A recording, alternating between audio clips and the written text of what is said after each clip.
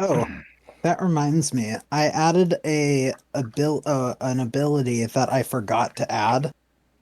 It's where is it? It's called Destroy Undead.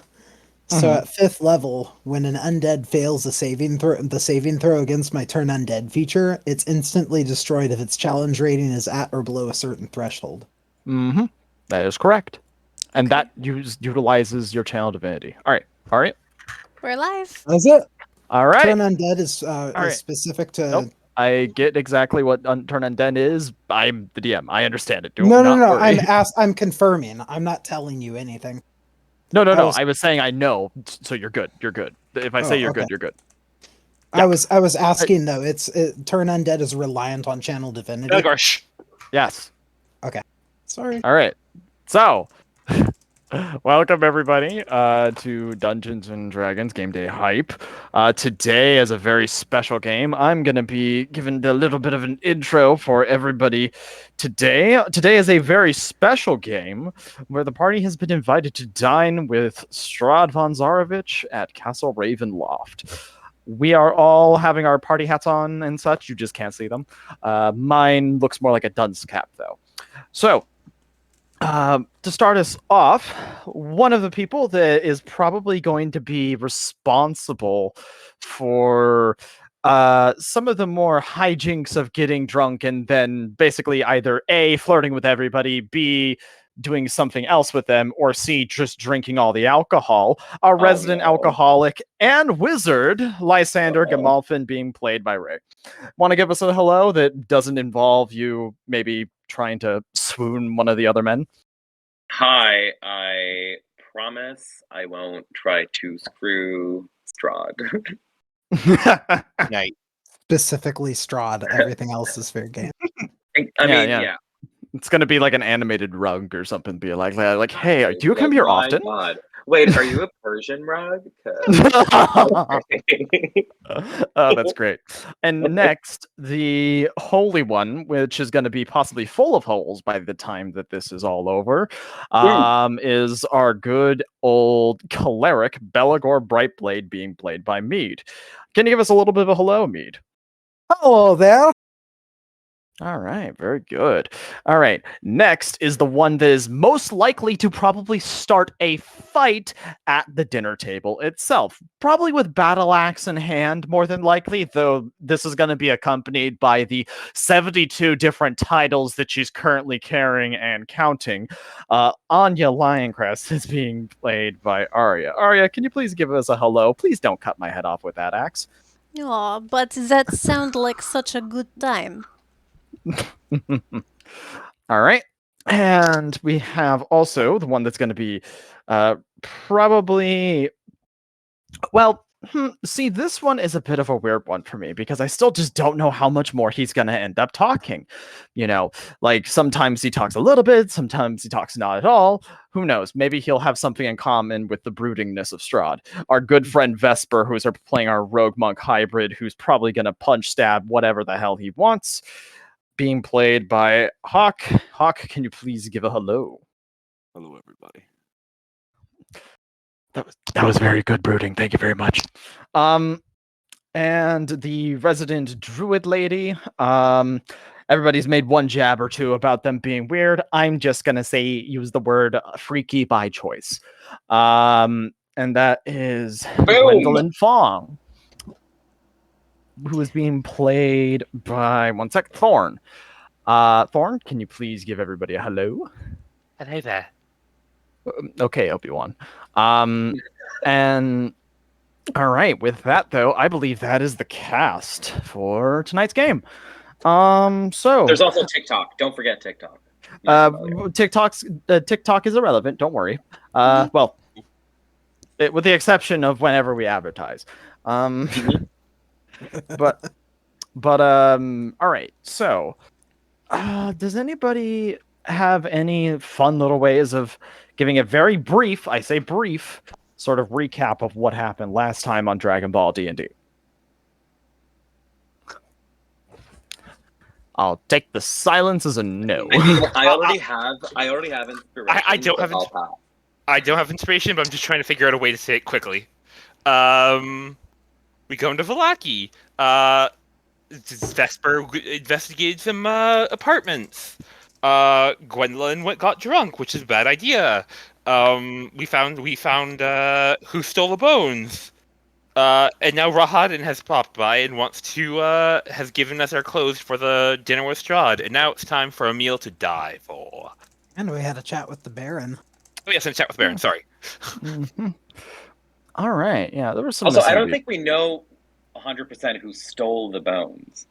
That's We have a correct. clue. We have a lead.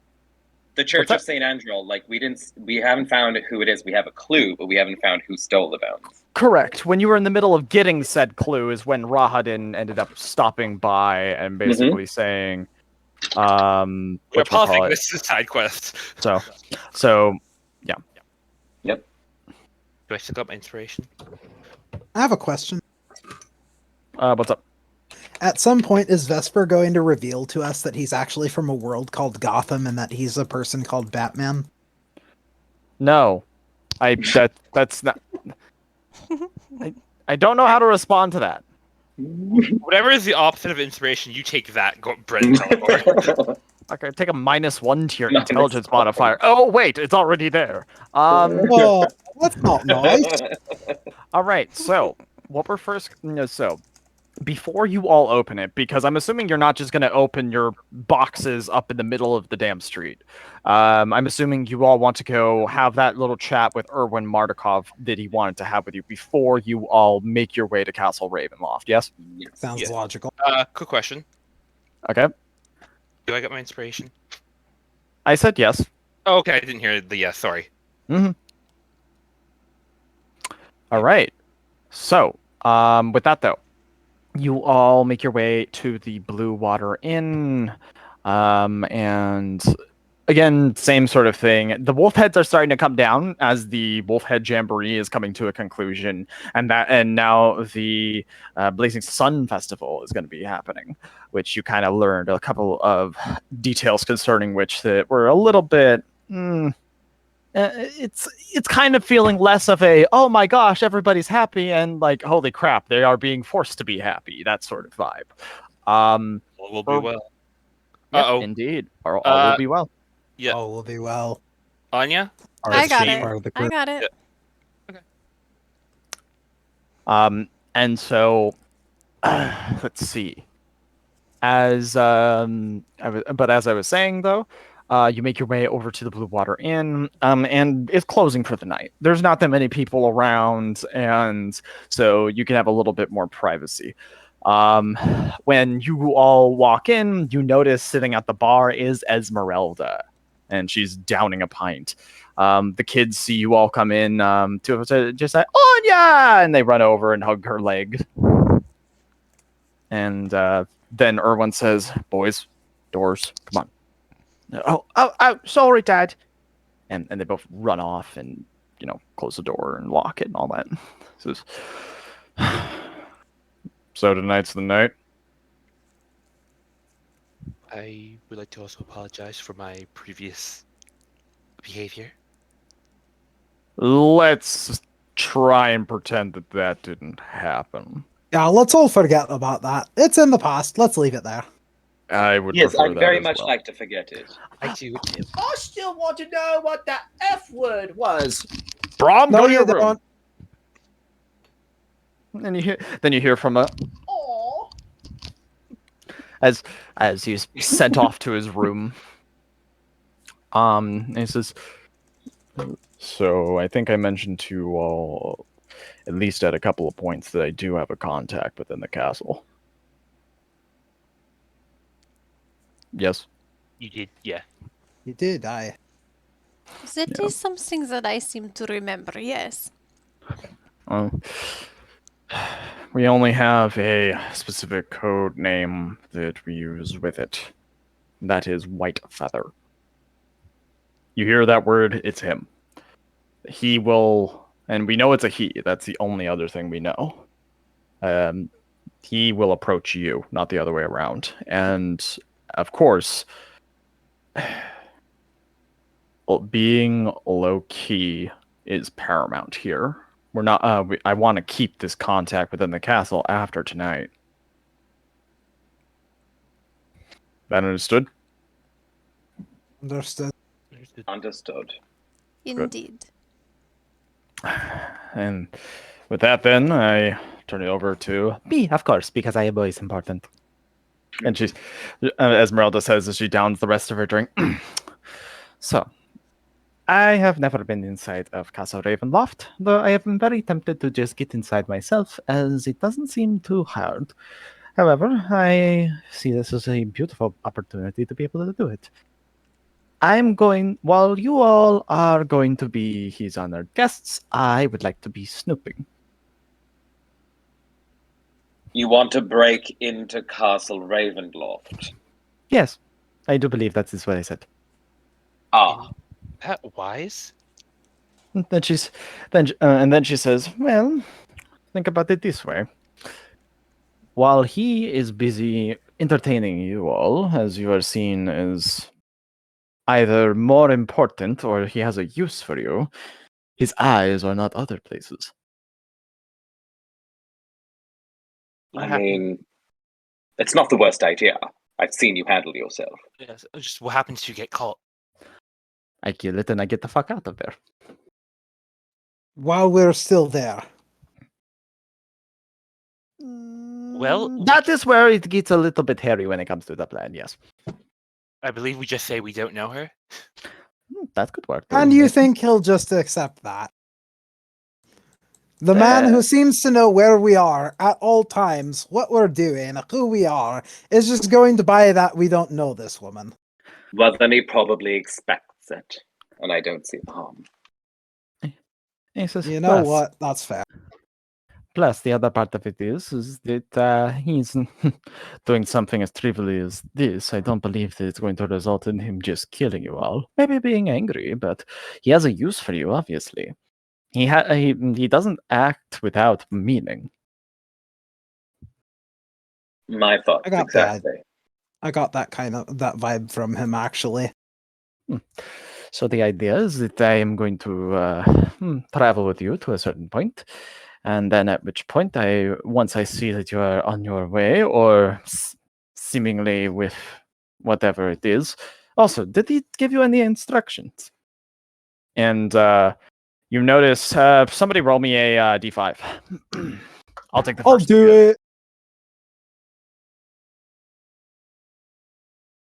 No, I won't, because apparently it's not telling me which die is which anymore. Well, there isn't a d5, so you got it. There you go. Thank you, Vesper. Sorry, Vesper. All right, so so all of them are just it's a black, nice, sort of wrapping paper on these boxes and such. But on top of Gwendolyn's, there is a note that says "Open for all to hear," in reference to the party. Oh, all right. And she makes sure everyone's gathered around, and she opens it up. All right. And so as you open it up, it reads, "I am most ecstatic to be able to have you all at my behest at Castle Ravenloft. Now, the etiquette shall be that you are to be dressed appropriately in the dress that I have provided for you. There will be a carriage at the bottom of the hill waiting for you. You will get into that carriage and take that all the way to Castle Ravenloft, from which point you will be greeted by my butler and head chef. And Do the head take chef. care." Signed, Strahd Von Zarovich. Bottom of which hill do we just to be sure?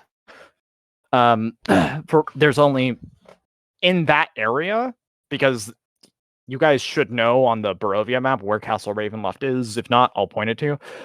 This is Castle Ravenloft, right? This is and this entire thing is a hill, pretty much. This is the bottom of it. Okay, so we need to be dressed there. Does it mean we have to travel in our fancy clothes? We could just change once we get there. I will say also, you know that you're not being attacked, right? I know, but the road is dirty. The road is very dirty. We shall tidy up as soon as we are out of the carriage. I could arrange for having all of us cleaned and ready to be presentable. I mean, we can also get changed in the carriage. Or that. Oh, it'd be very awkward though, wouldn't it? No? Why? Getting undressed in front of each other, trying to put your clothes on in a moving carriage. If I'm going to my doom, I might as well look good doing it. All right. At which point, if you all individually want to unwrap the boxes that contain your clothing. Yep. Yep. All right. Yes. All right. So I have a specific order of this. So if you go to the notes, you'll see in MISC notes. In a second, you will see a folder that is titled Characters Dress Attire.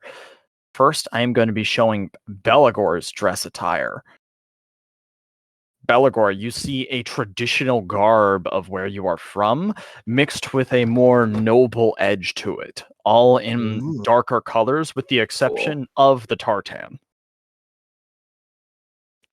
Where is Love it? Where it. is it? Where is it? Notes, and then you should In and then- MISC, right?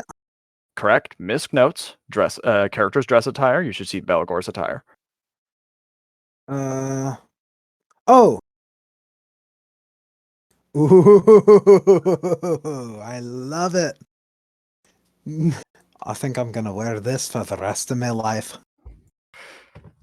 Gwendolyn, Oh. you see in yours what is also what is seen as traditional Tempest attire, and again with a Barovian edge. Ooh.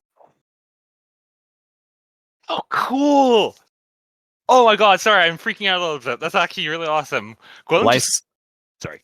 but I'm describing all of your guy, because I'm assuming you all like open them at the same time, kind of. Yeah. Yes. Mm-hmm. Yeah. So hold on till I do everybody's, and then I'm going to be doing Lysander.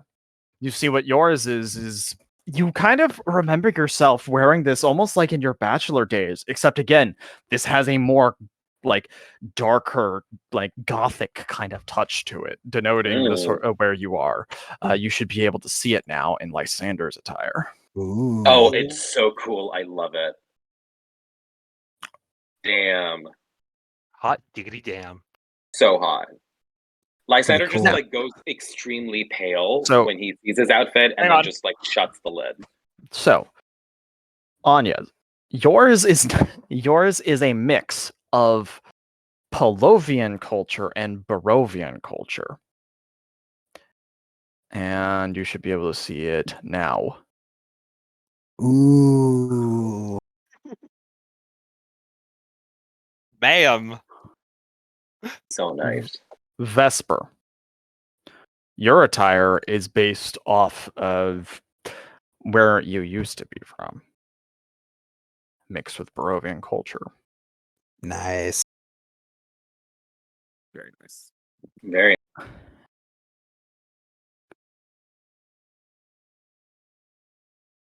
So now everybody can have their sort of simultaneous reactions to what it is and how their character feels and thinks about what Strahd is essentially picked out for them. If he's So- trying to bribe me, he's doing a very good job. This is the most beautiful garment I've ever held. Lysander is just looking at his box, which he slams shut like it's like a fucking viper. And just goes, he just like shudders and like almost just throws the fucking box down and like takes a moment to himself. Are you okay, Lysander? Yep. Be just fine. You dropped your box. Yep. I'm just gonna leave that there for now. What? Gwendolyn looks at Anya to see how she's reacting.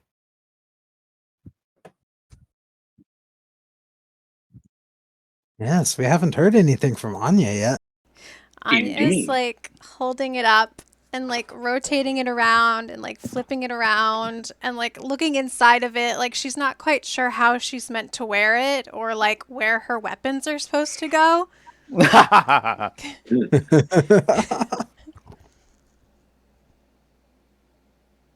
That is the other part of it. Any of you who wear armor will need to unequip that. Because you will not be wearing it Oh, when boy. going in. Oh boy.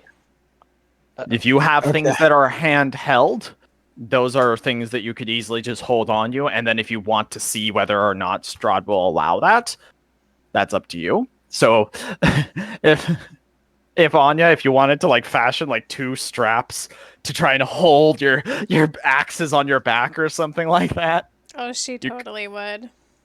that's fine. Same thing with Belagor and your shield and weapon. But I can't wear the chainmail. Correct.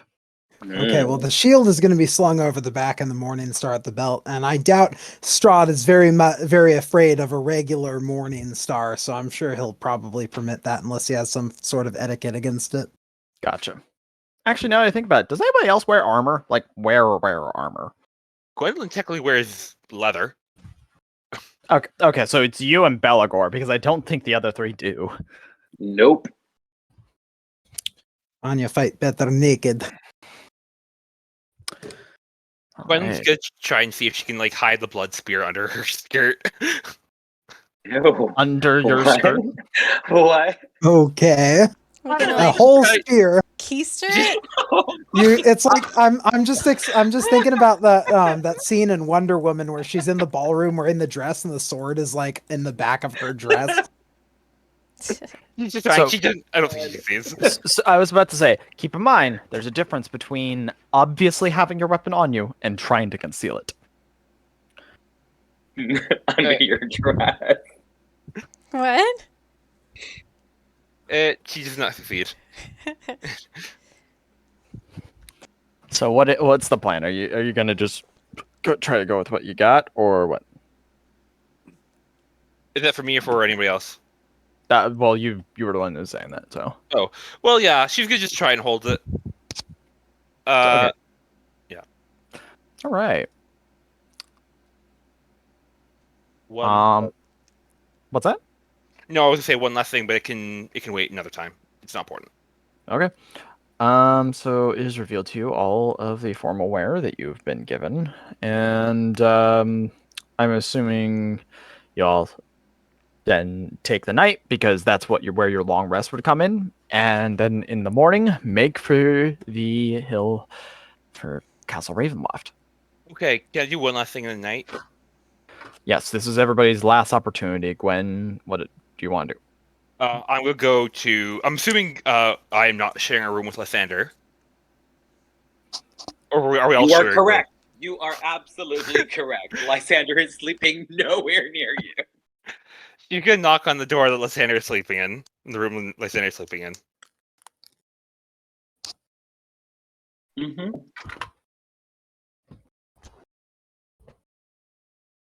Lysander, are you awake? What? What? What? Who's there? Gwendolyn. Gwendolyn. Who's there?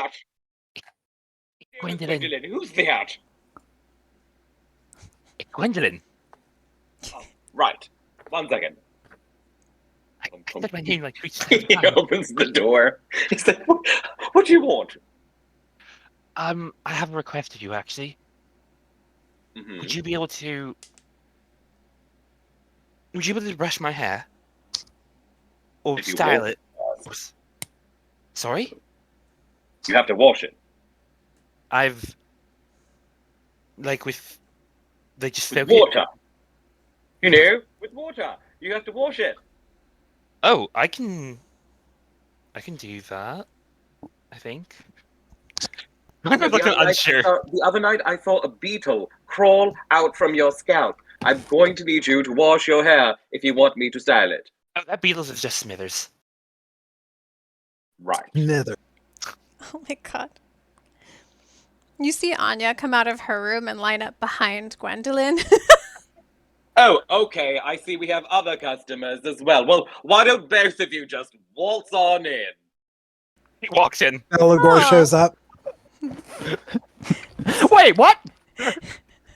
Belagor! Ajay. Time out! Aren't you bald?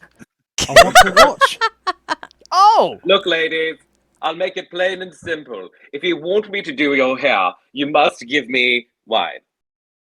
Whatever you've got. I finished all of mine. I still have a bottle of wine. Yeah, well, bust Actually, it no. out. That's a lie. I don't. Lysander, I know better than to get you drunk before you touch my hair. It will be fine. I don't think it will be fine. As it happens, Belagor steps forward and offers him a bottle of Red Dragon Crush. Lysander takes it graciously and bows, and then he slaps on a scented hot towel on Belagor's face to open up his pores.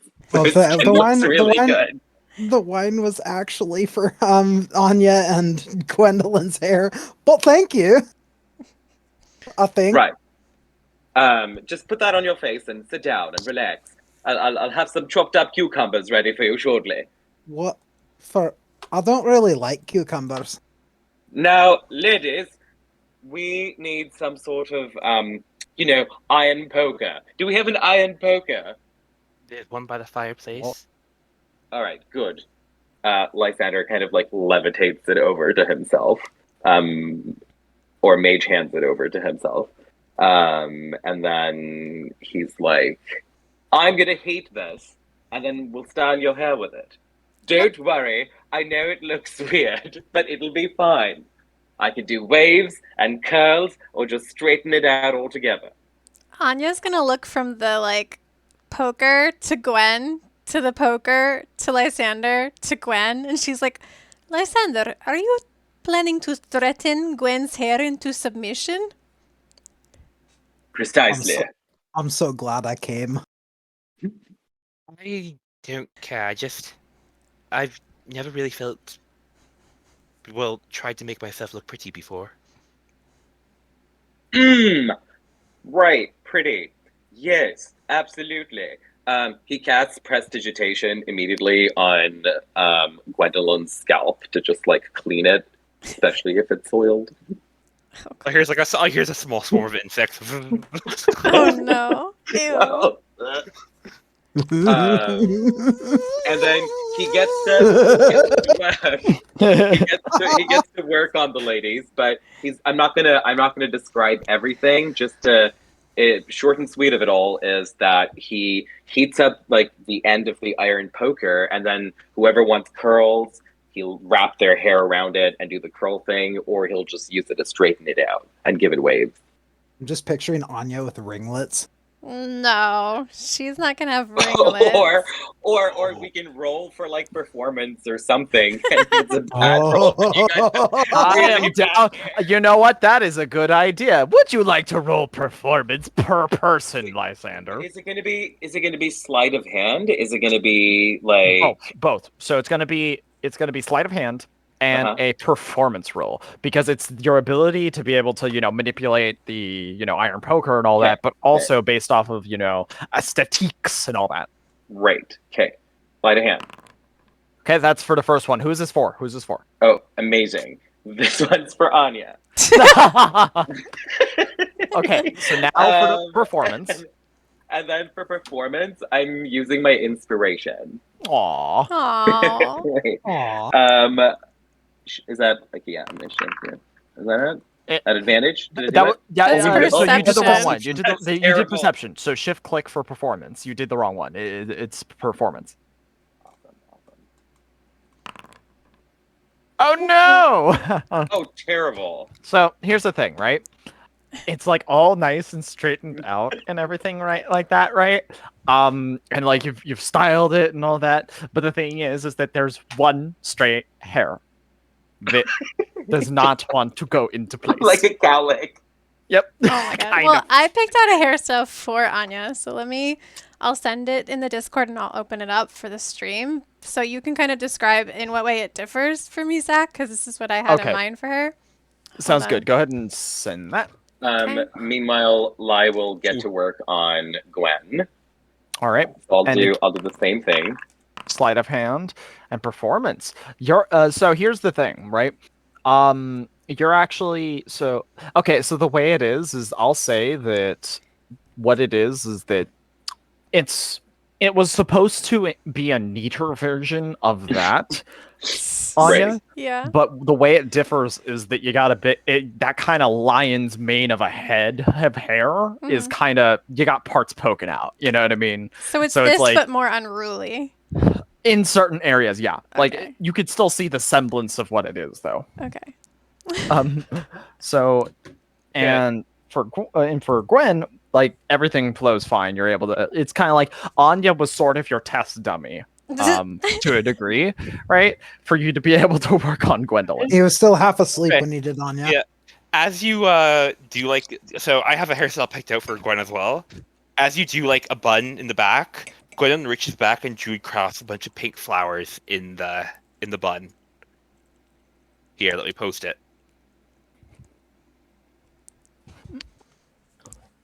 And Lysander magic's sparkling teeny tiny lights in there as well. Aw. Gwen kind of like looks herself in the mirror. She for like the first time in forever, she looks less creepy and more like more otherworldly instead of Aw. creepy. You're becoming a person. Yeah. Now, as much as I love this, I need all of you to get the fuck out of my room. Okay, thank you. And she gives Okay. Lysander a quick hug. Yeah, you can all tell that Lysander is in a mood because he's just like, what the fuck? He's really Like- disturbed by his outfit. So 'Cause like it's like as something, it's a part of him that like he feels it's very intimate to him, and he's like, Strahd knows like what I want or what I want to look like.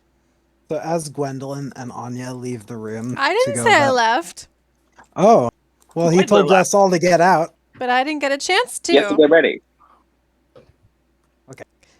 She was going to remark on her hair, and even though it looks kind of do it. messed up and crazy, she's going to be like, Lysander, this is perfect. I love it. I could not have dreamed of anything better than this for myself. You are a true visionary. You look beautiful, my dear. Now, the door is that way. Don't let it hit you on the way out. Oh my god. She leaves. Belagor waits until Gwendolyn's gone and then just looks at Lysander. So about those cucumbers. What? That's a joke. What's eating ya? Nothing. Nothing's eating me, other than the fact that we're about to meet a monster who knows everything about me. But it's fine. It's fine. I'm just gonna dress up like an younger version of myself, and we'll see what happens next. You know, come to think of it, it is kind of creepy that he knew exactly what I would want to wear. Exactly, Belagor. Exactly, to the last detail. Down to the tartan, eh? Mm-hmm. Down to the cinched cummerbund around the waist. Everything. The jacket, even. Ombre effect in the trousers. The cufflinks. I wore those exact cufflinks right before I left. My God, the high-waisted pant. It's kind of canny. Right. Well, good talking to you. Let's do this again sometime soon. Bye-bye. Goodbye. And he goes back to his Douche. room. Yes, to get ready. No, totally. So, everybody sort of does. So, does anybody else have any specific little like preparation things that they do before setting out? Vesper? You'll see Vesper when y'all leave. Oh, Oh. okay, gotcha. Anya's going to Jimmy Rika a way to carry her axes while she's in her dress. Okay. So the way it would have to work probably would be like what I was saying, where it would be like basically you would have had to take probably one of your belts, right? And then fashion it so that it was like almost like something that you could sort of strap onto your back. Yeah, that Does works. that make sense? Cool. Anya, can you help me tighten my corset? Your what? The thing that goes around my middle. This thing. Okay, hold on. She's going to like walk Uh-oh. around and she's going to grab the strings and she's going to be like, okay, now take one big breath in, hold it, and let it go. And as soon as like you let it go, you just hear as she Go like ahead. pulls the strings back as hard as she can. The athletics. So you just hear like along with the pull, just Is that Yes. good? Yes. Do you want it tighter? Oh my god. I'm good. She can't breathe, but she is snatched for the gods. She's Morticia Adams right now. So she's gonna fasten it off in about. Okay, well if you're sure, that's good. All right. Give me more. Breathing. What did you say, Gwendolyn? Speak up. I can't hear you. She holds up one finger. You want it 1 inch tighter? She just waves her hand like, "Go and stop. Okay. Well, you look great, I think. And she just like ties it off. Yeah, you. Oh, thank you. I'm glad I found way to carry X's because, you know, the outfit is not complete without some, obviously. Really. Oh, what second. The accident really sell it. Yes. You would have Yeah. thought that maybe Strahd would have figured that into his equation, but that will be a critique that I give to him when we see him. You know, I kind of wish Cedric could see me in this. I'm sorry, this is not the time or place for that. You know what I would like to see? Who? I would like to see Cedric in that too. He's much taller than I am. I don't think he would fit. Then Unless he can you- wear mine. There's a knock at the door. Who is it? It's me. I had a question for you. She opens door, peeks her head out. If you Yes? want to know if cucumbers are something that Anya will eat, the answer is no. I don't like their slimy inner texture and the crunchy outside. Like, make up your mind for Christ's sake. Is it crunchy? Is it sweet? Is it gooey? Is it salty? Is it briny? What are you? No, I agree with you 100%, but this isn't about cucumbers. I was wondering, Gwendolyn, you can create flowers, right? Yes. Could you create a carnation so that I can pin it with my brooch? A red carnation. Well, what kind of red? I'm thinking something deep like blood. Okay. Which brooch? Can you point to your brooch? Your brooches? He just points to the brooch that's on like his right breast, where it's just like the image of a rising sun.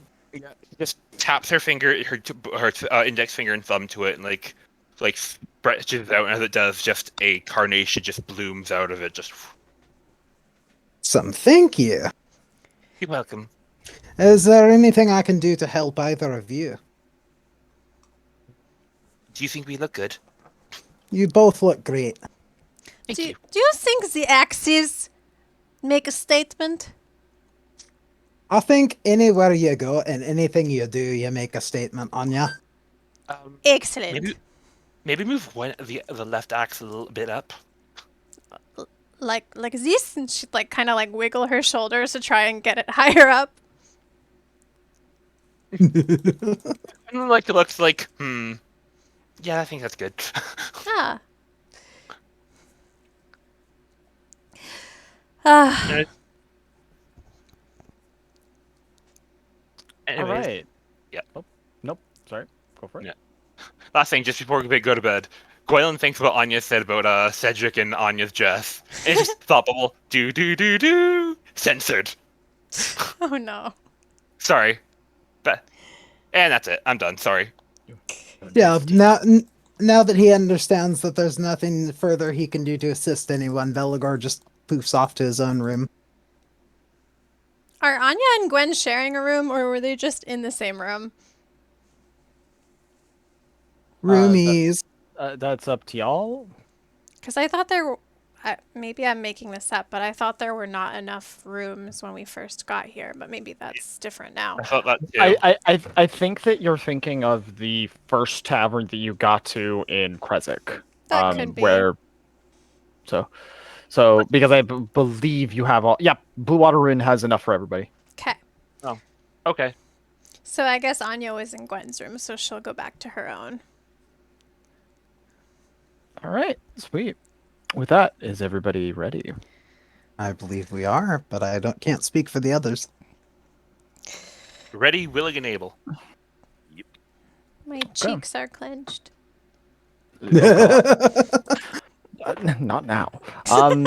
So that comes later. But so you all leave. Esmeralda does what she said, and basically is like, "Hey, I'm gonna trail behind," that sort of thing. Vesper, did you have a description or something like that for the morning, or was that something else? As far as the morning, he just comes out wearing his attire. His hair is actually taken care of, like center parted and brushed back. He's got his rapier tucked to the side on a belt. And he just has a posture about him where it's like he's uneasy but straight spined. And when he walks, he's walking with a purpose. Vesper, Gotcha. you look nice. Agreed. Yeah. You could make me a girl blush. Little uncomfortable though. Well, at Belagor's just least your course isn't as tight as mine. Belagor looks extremely comfortable in his clothing. I feel like we're wearing underwear under the kilt. Of course he is. Okay. Anya's He's just not an actual Scotsman. Anya's kind of like spinning from left to right and like spinning in a circle and looking down at her feet. And she's like very weirdly fascinated with how her dress like flies out and then comes back in and then flies out and comes back in every time she spins. Frivolity. But what is the point of this? For what? Yes. Frivolity. I don't know how to say it. Frivolousness. I look pretty. And she starts spinning with Anya. You just see the two idiots spinning. My last 2 brain cells. now Belagor starts spinning and letting his kilt spin like their dresses.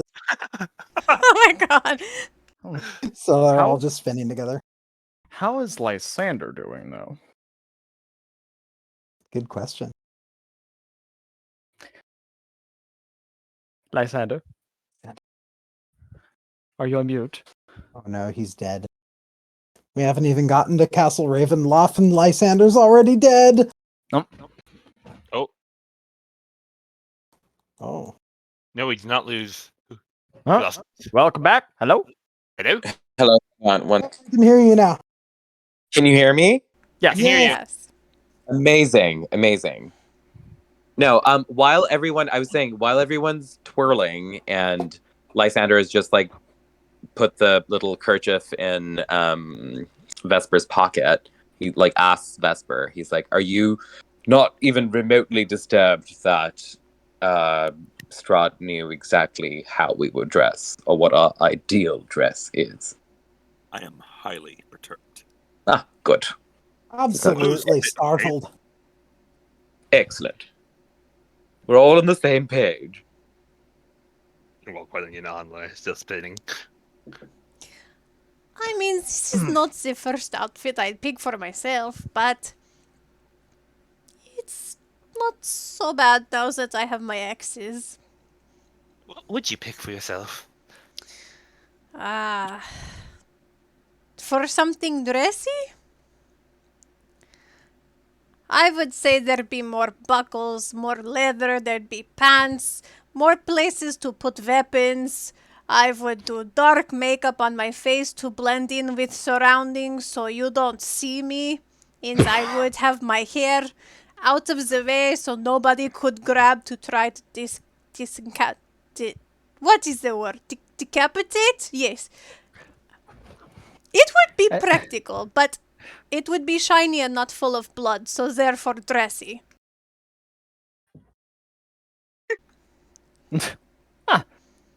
For some reason, as soon as like you say decapitate, you just hear like almost like in unison inside of the house. It's not dead unless it's missing its head. I I hate that that's a thing now. thought Simville. And then you hear Erwin saying, How many times do I need to tell you that's scaring off customers? What do the since we're coming down? What do the what's called the people of the Blue Water Inn think of us? it's not. It's in the morning, so you don't really have anybody There's there. no one there. Damn it. Like this, like, yeah. There's not. You're not exactly having an entourage of people staring at you right now. Oh my god, can Milavoje be there to see Lysander in his nice outfit? I mean, you got the times that you gotta kidding. go is early, so unfortunately, no. Nobody's getting seen by anybody. Not even Eamon is gonna see Anya right now, unfortunately. Oh, next time. Next time. Amen.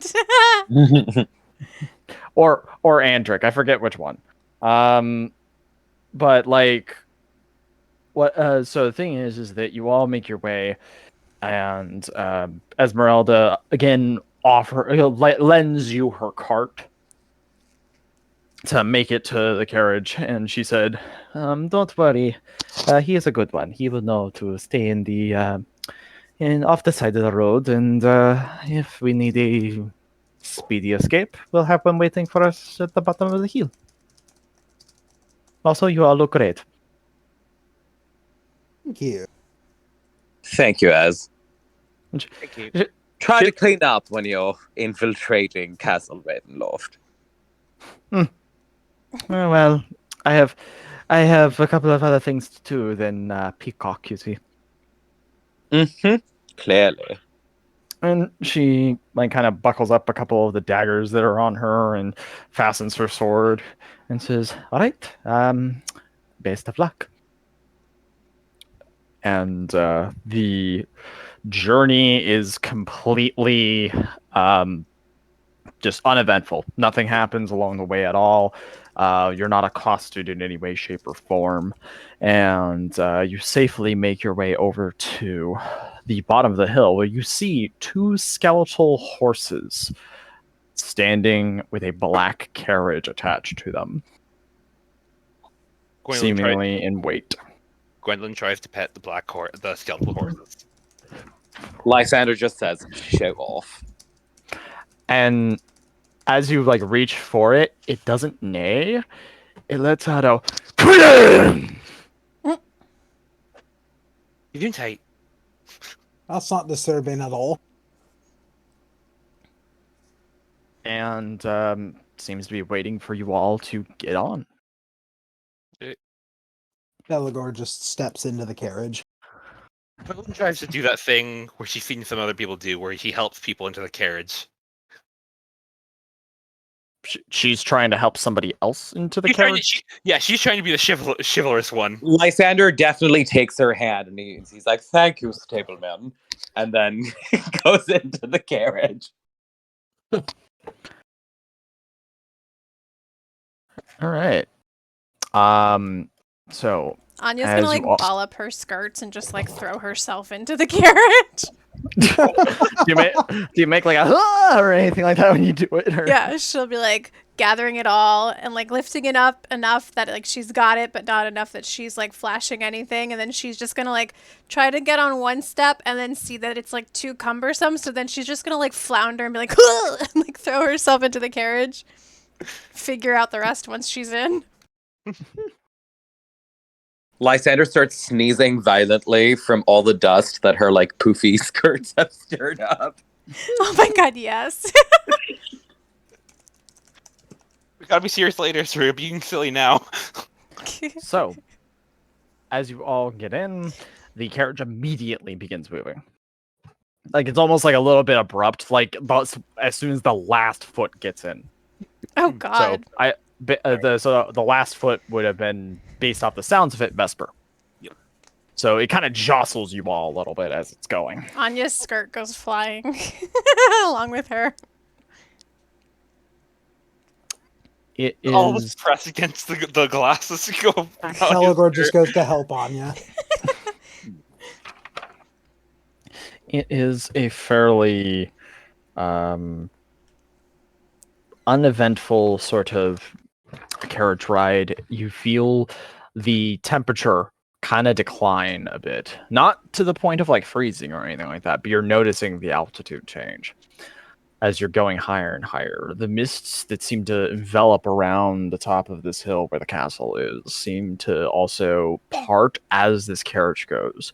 Not the natural sort of parting, but almost like as if there's like a certain radius of which the mists know to disperse. And then finally, you all arrive at Castle Ravenloft and are greeted by an admittedly not so good looking man. So if you go to there's going to be a new folder in Characters of Interest called Castle Ravenloft, and you are greeted by Cyrus Bellevue.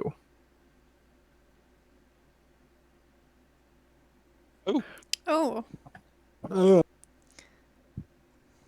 And as he sees it, he is not dressed in that, however. He is actually dressed in formal attire. And it looks a little bit kind of haphazard. His hair on his head is slicked back, too. Do we see his And- duck foot? Yes. Okay. And Lysander just goes white as a ghost. and as you all step out, he bows his head very low, and he speaks and says, "My master, Strahd Von Zarovich, bids you all welcome. Thank you all for coming this evening.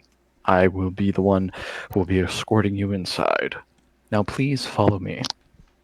Anya's gonna lean over to Belagor and be like, "That was not the voice I was expecting out of that." Yes, so surprisingly eloquent. And I'm actually going to move you over to a map, and you're going to need to zoom out and then zoom in order to find where you are. Yes, the castle is big. Oh, we found ourselves already. Zoom out. I can't see anything else yet. It's just like a. It's Yeah, still what- low for me. Yeah, 1 second. It's just my area of vision, I think. That is a big map. Belagor offers his arm to Anya. Oh, thank God, Belagor. I was worried I'm going to trip. She would like cling onto it. Like, if I go down, you go down too. It will be my privilege. Go down on Anya? Oh God, no. Oh my Sorry. god. Okay, let's not make it weird, guys. Sorry. And so as this happens, Cyrus again, very low bowed, and he says, "Again, please, all of you follow me. You are expected guests. Also, I would like all of you to roll me a history, based on, and he also does. He does introduce himself as Cyrus Bellevue. Okay. It's the Vesper and Lysan. Yep. Bellevue is the last name of the mongrel folk that was playing the harp at the abbey.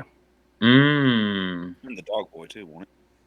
No. No. That was another one. It was just Cloven. Yeah. And he just kind of starts limping along as you all get over here. Now, don't worry, this is not going to be Description City. However, there are some descriptions I will give, okay?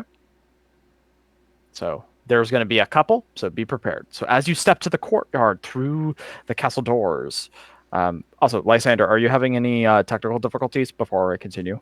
I just need to make sure. Just a few, but it seems to be fine now. I'm good. Hello. Okay, just want to make sure. Yeah. All right, so as you step out, you can see that in the front courtyard, thick cold fog swirls in this courtyard. Sporadic flashes of lightning lance the weeping clouds overhead as thunder shakes the ground. However, only a singular strike happens. It appears that things have calmed down, seemingly the castle itself wanting to give a more essence of a welcoming aura. And high above the entrance is a round window with shards of broken glass lodged in its iron frame. Please do let me know if there's anything I can help you with while you are staying. May I ask a question? Go on. What happened to that window up there? That is for our host to describe. And as he speaks, the doors here open on their own. And Cloven sort of kind of makes it a point to make sure that he's ahead of the group as he's stepping forward. Give me a moment. Let me make sure that You this said is Cloven. not I got the Bellevues mixed up. Cyrus. okay. There are two C's. Okay. So as you go to the entry, the ornate outer doors of the castles hang open, flanked by fluttering torches and iron sconces. 20 feet inside the castle is a second set of doors. And as you step into here, he stops for a moment and waits for you all to be here. You notice that the statues in the corners are that of dragons. And he says, I will say, of course, he appreciates that you took his offered dress wear. He will look kindly upon that. And as he Lysander whispers, I told you so, to everyone. Vesper looks to Gwendolyn and offers his arm and says, "A lady shouldn't be without an escort at such an event." Aww. Aww. Oh, Cyrus even does like a spinny. Aww. No, I'm just kidding. Gwendolyn just smiles softly and takes the arm.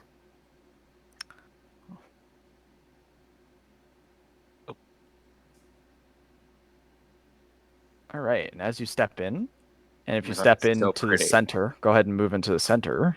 You should start What? hearing it. Hold up. Everybody move kind of like closer to the center of where Cyrus is. ooh. So as you step in, Ooh. you hear organ music filling the halls. You are now stepping into the great entry. Cobwebs stretch between the columns to support the vaulted ceiling of a great dusty hall, dimly lit by sputtering torches and iron sconces. The torches also stay around just in the center while I do this, cast odd shadows across the faces of 8 stone gargoyles squatting motionlessly on the rim of the domed ceiling. Cracked and faded ceiling frescoes are covered by decay. And as you all step forward, you notice that at the base of the stairs, appearing in a thick vat of mist, is Rahadin as he steps forward. Ah, I see that our guests have finally come. Cyrus bows his head. I have brought them as instructed. Ah, good. You are relieved, Cyrus. I can take it from here to lead our guests. Cyrus bows his head, and he looks to you all. He first moves over to here. He bows his head and says, "Thank you for giving me the privilege of escorting you in." Oh, it was our pleasure. And he's gonna walk over to here and go downstairs. Rahadin says, "Ah, well, as you can tell, he likes to play the organ. Usually, whenever he has special occasions coming. I hope that you all were able to come and not be imposed by anything. No issue on the road, I take it." On the contrary, there were no issues at all. Not at all. Very good. Oh, was I about to hear somebody else? Just about to say thank you. We want to thank Strahd for the attire he has given us. Ah, well, you will have the honor of being able to be in his presence. Now, if you would all like to follow me, I'll take you all to where we will be dining this fine evening. And as you're coming down this way, the organ is getting louder as you're coming closer to the source of where it is. Yes, it is. Oh, that's cool. And as you open the door, you see a man hunched over the organ, slowly his fingers trailing across it, playing a somber, yet it's somber, but at the same time it's a tune that's not meant to denote any sort of depressing themes. It's just lighter. As he's slowly going forward, Rahadin says nothing as he opens the door, merely gestures to his, his hands with, like his lips with his hands, and says, "Do not disturb and allow him to finish." And he steps forward and gestures for all of you to step inside.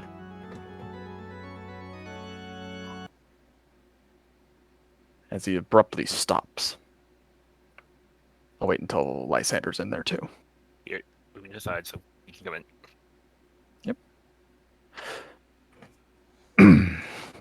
As he does so, Rahadin bows his head and he says, "My lord, I have brought forth the great heroes of Yesterhill.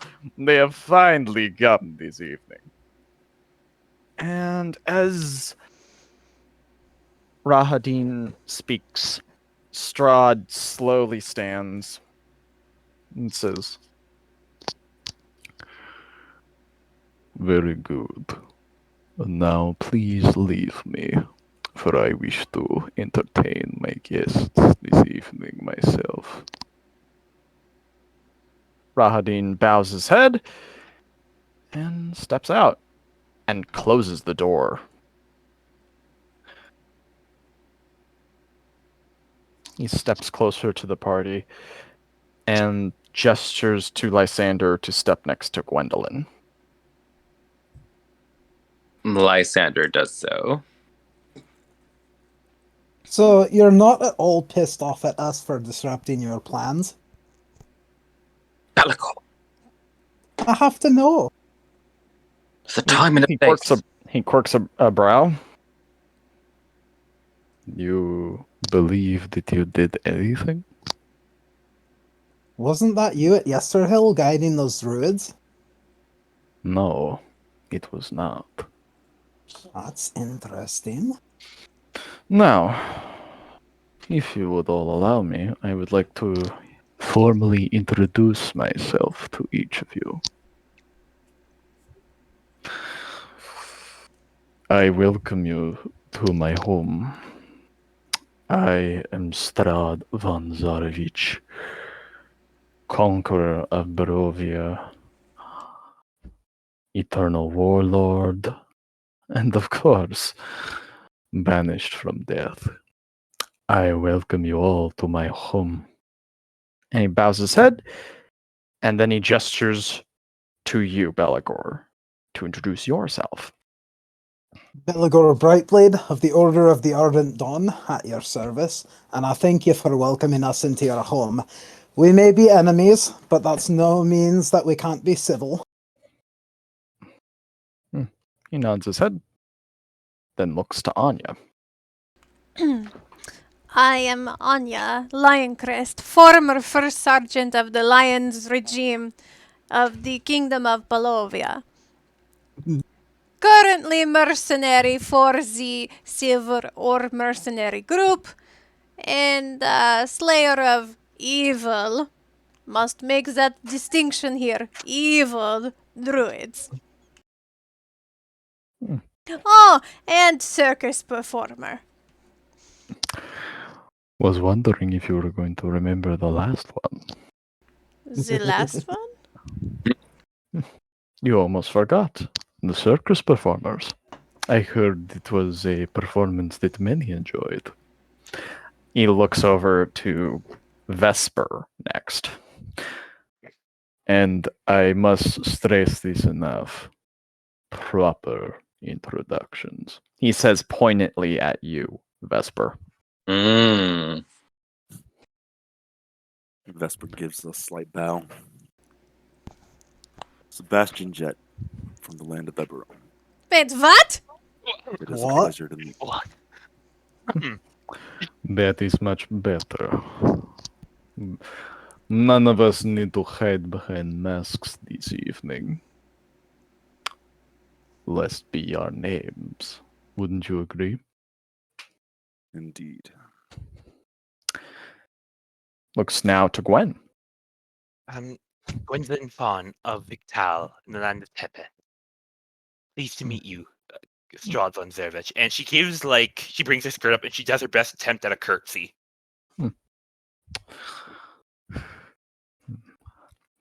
Many of my favorite summoners hail from Tebest. I am honored to have you in my home. And then he looks to Lysander. Mm-hmm.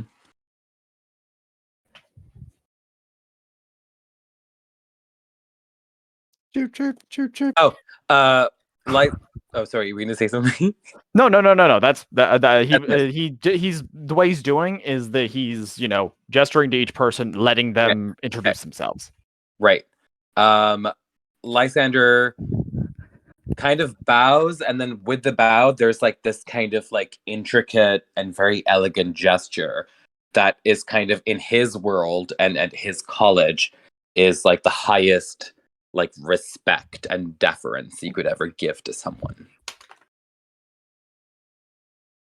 And then he introduces himself and says, Lysander Gemolfin, chronologist, scholar. I have some conversations I would love to have with you about chrono shifts and the temporum.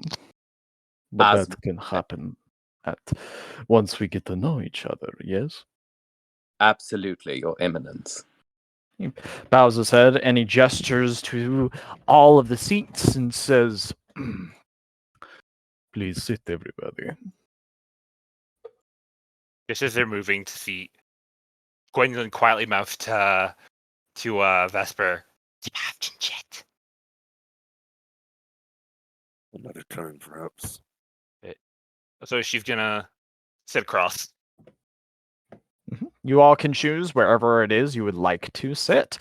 And he's Dominant sit across from him. Belagor pulls out a chair for Anya and helps her sit in it since her outfit's a little awkward for her.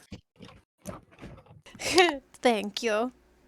She tries to welcome. scoot in a little bit, but she gets stuck on her skirts. What is this contraption? Help! I'm pulling myself. Help! Belagor goes to help again. He's just kind of her assistant for the night. he just sits there patiently. Vesper, or Sebastian, I pray you never have to wear skirts like this. Let me tell you. Yes, Sebastian. I'd love to hear more about your time and where you're from. Another time and place. Of course. Well, lucky for you all, tonight is a night that we all get acquainted with who we are. And he brings his hands up and goes. And as this happens, you see Cyrus. He, as the door opens. I'm sorry. I imagine you hear the lock jiggling. Can't open it. I feel like this is Strahd himself. One sec, I gotta reload my page. But I feel like if it were Strahd himself, just and as my door opens, as it opens, as it there it goes. There he is. Can that he be steps canon, in. please? No. Aw. He's too cool for that.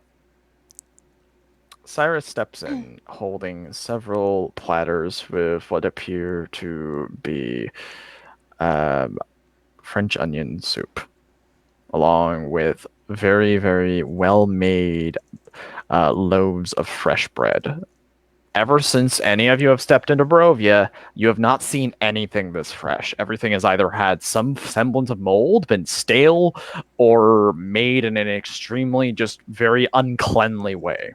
This is pure. And Cyrus sets forward on each of your placemats the food, and he steps to Strahd's side, and Strahd himself also says, and also to sort of give a proper introduction, Cyrus Bellevue, not only the butler for Castle Ravenloft, but also my head chef. He is a very skilled man. And at this, Cyrus gives a proper bow. That is all, Cyrus. I will send for you when I require the first course. He says, as you wish, my lord. And it's all set in front of you. Again, freshly made. Oof. So, something that the others notice about Belagor is that, like, ever since they've met him, whenever he's, like, seated somewhere, he's just kind of, like, hunched a little bit, and when he eats, it's generally, like, a ravenous animal. But, like, what you guys can notice now is that he's, like, sitting with, like, a perfectly straight back, and, like, anything that he eats, he does it with a great amount of care and mannerism. Anya just keeps looking suspiciously between Belagor and Sebastian. Like she's staring at Belagor like, what the hell? And then she stares at Vesper, aka Sebastian, and goes, what the hell? Like she feels like she's surrounded by imposters. Yeah. I don't know any of you. Gwendolyn is like looking to how the others eat to try and like figure out, oh, is this how the proper way people do it? Okay, so Lysander gestures to Gwendolyn, hoping that the others are also watching, and he follows protocol for eating soup, which is you don't go towards your food. You like scoop the spoon and scoop the poon. Oh my Almost god. Scoop the poon. That is not the activities like I had planned for Little tonight. scoop motion with your spoon and like make it come towards you and bring it up to your mouth. And he's like doing it just right. And he's doing it very slowly so you guys can see what he's doing. As you do that, Anya grabs her bowl and lifts it up to her face and then takes the spoon and shovels it like down her throat, and you just hear like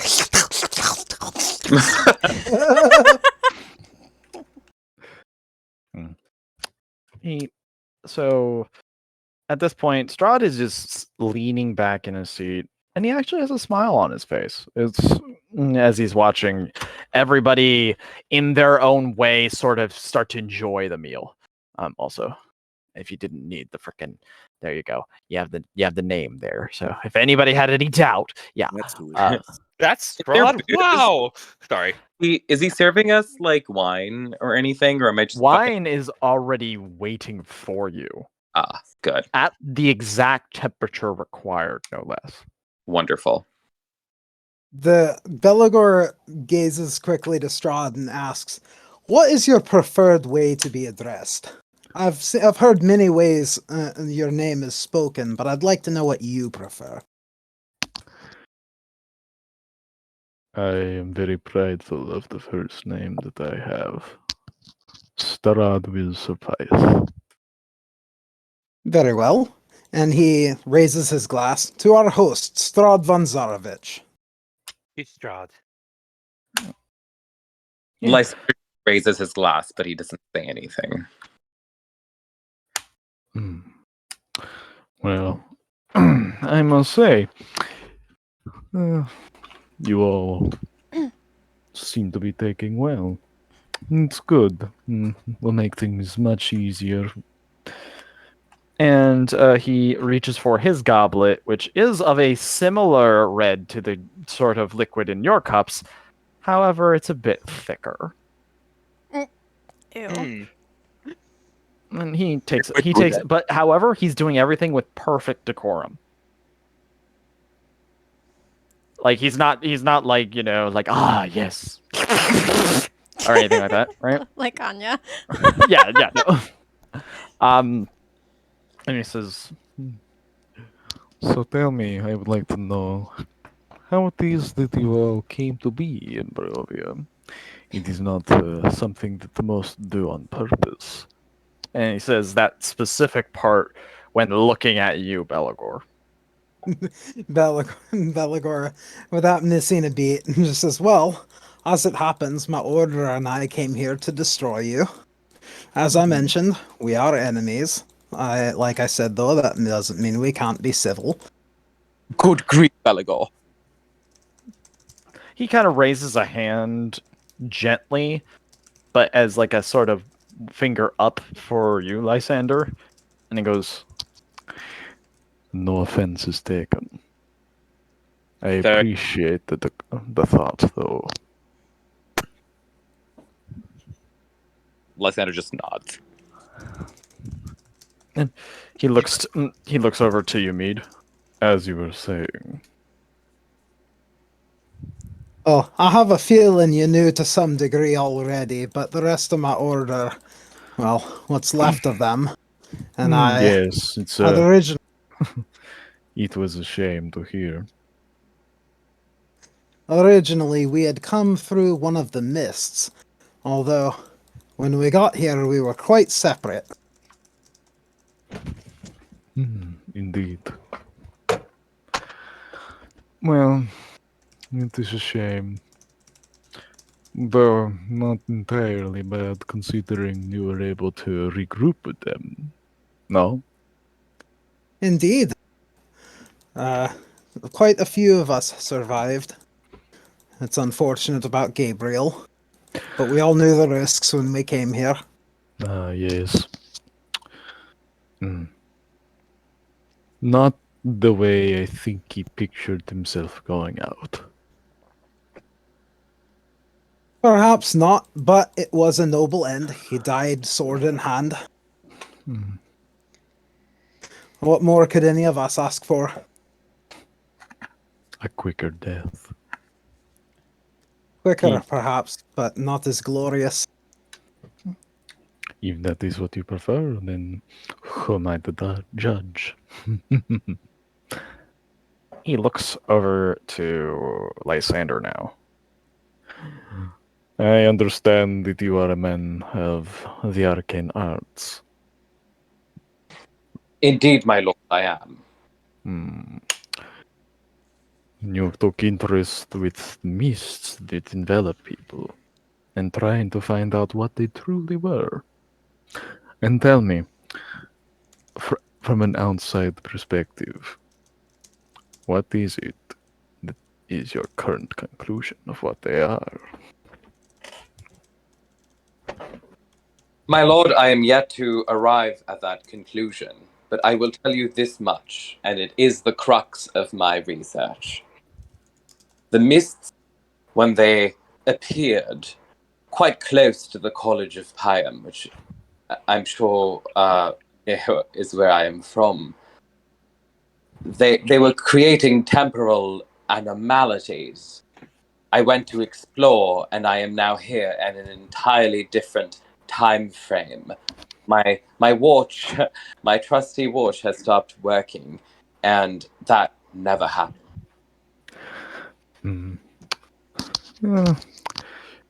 I know the fun of trying to find the secrets of something that others do not understand, so I will not rob you of it. However, perhaps I can give you a hint, yes? I would be grateful. If I am to die in this land, I might as well conclude my research. Indeed. It is not just one way. It is just limited to who can utilize it. The mists chose you. Lysander Oh, his face away and like takes a long pull from his glass of wine. In fact, that is true for all of you. It chose to let you in here and chose to bring you to my abode. Well, not directly here, of course. That was me. Interesting. Is Anya still slurping, by the way? She's probably done with her soup by now, so she would be like biting off hunks of bread and like maybe just drinking her wine in between. So you'd hear like. Okay, Minecraft noise. Yeah. She's just like adamantly looking at everyone who's talking and shaking her head and just like stuffing her face. And they I love Anya. try not to fill up on bread. We have much more coming on the way. Oh, don't worry. Anya have very big appetite. Can What's up? sorry, I was saying, can Gwendolyn roll a sleight of hand and try to stuff away some breadsticks? Sure. Oh my god, Gwen's stealing breadsticks. So here's the thing. With that, Ooh. Strahd just quirks his head because that still doesn't beat his passive. What? And he Oh. says, You do not need to smuggle. I will allow you to take them after. However, I ask that you have some decorum and not shove it in your dress at this point in time. My apologies, Strahd. And she gently takes it out, puts it back. Lysander casts an invisible telekinetic mage hand to just fucking inch Gwendolyn.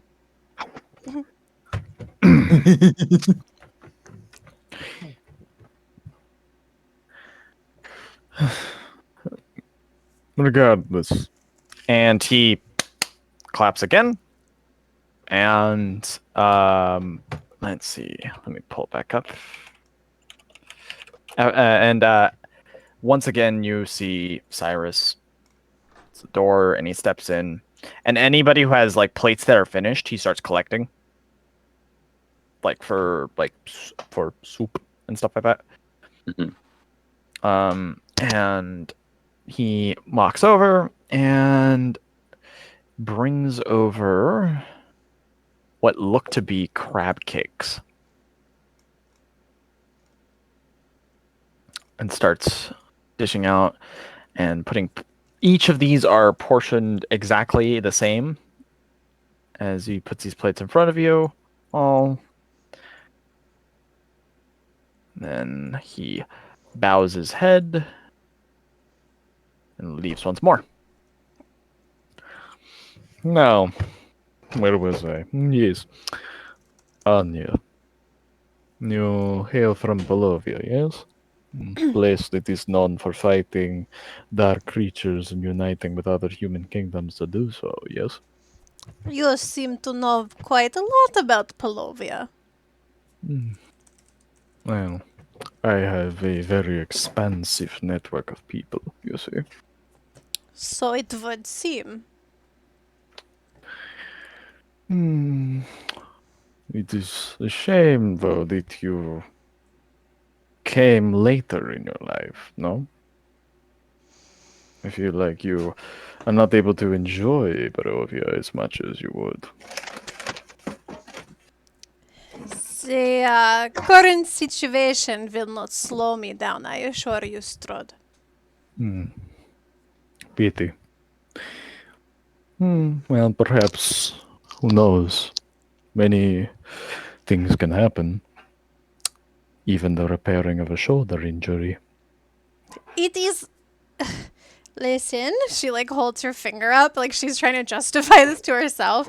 It is very minor shoulder injury. It does not cause me any discomfort or any limitations. She's very much lying. Yeah, no. I was about to say. And he says, Just enough to put you in a group with the older warriors, no? They needed a new perspective. I am like ambassador for them in my regiment. No, so gracious of you to give up the glory. I will go back one day. We will see. And he says as he leans back and takes another sip.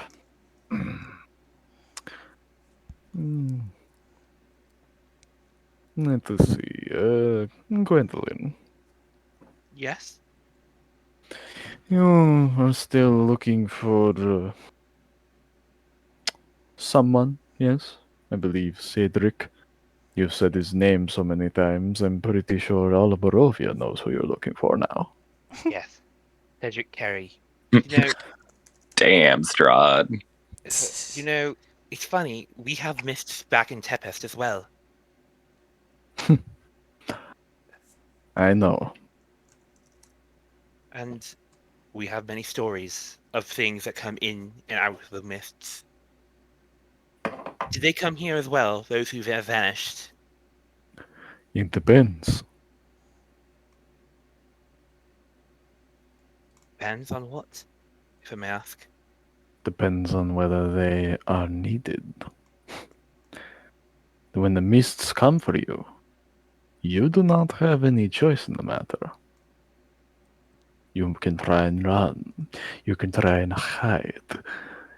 Every step you take will just make the inevitable take longer. I see. Think of it this way. For normal people, something that nobody can get away from. Yes. So what you're saying And he is holds that up a hand to you, Belagor, with a finger, and he says, "It is rude to get butt into another conversation when one is already speaking, is it my not?" apologies. Gwen looks a little wide-eyed, like, oh shit. Anya hands him a breadstick. Lysander just goes a shade paler.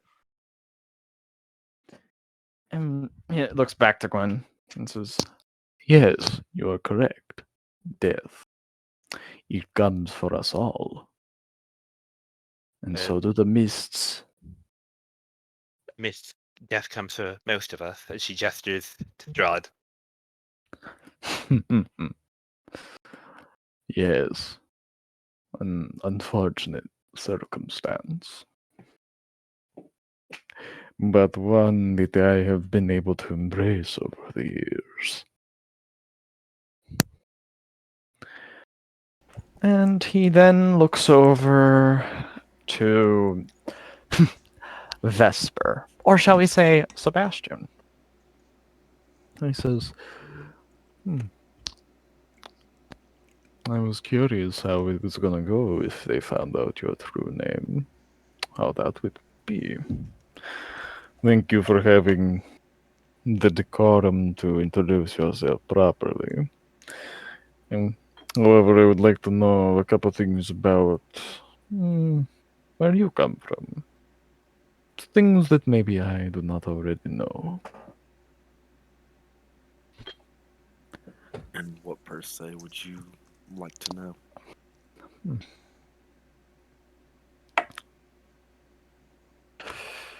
How many different raids have you performed? Plundering of treasure, ruining others' lives in different ways. How many? You lose count over the years, don't you?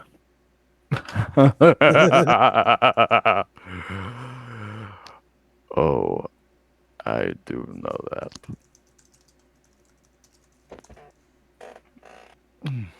Lysander, he's like literally just like fucking green at this point, like sitting back in his chair.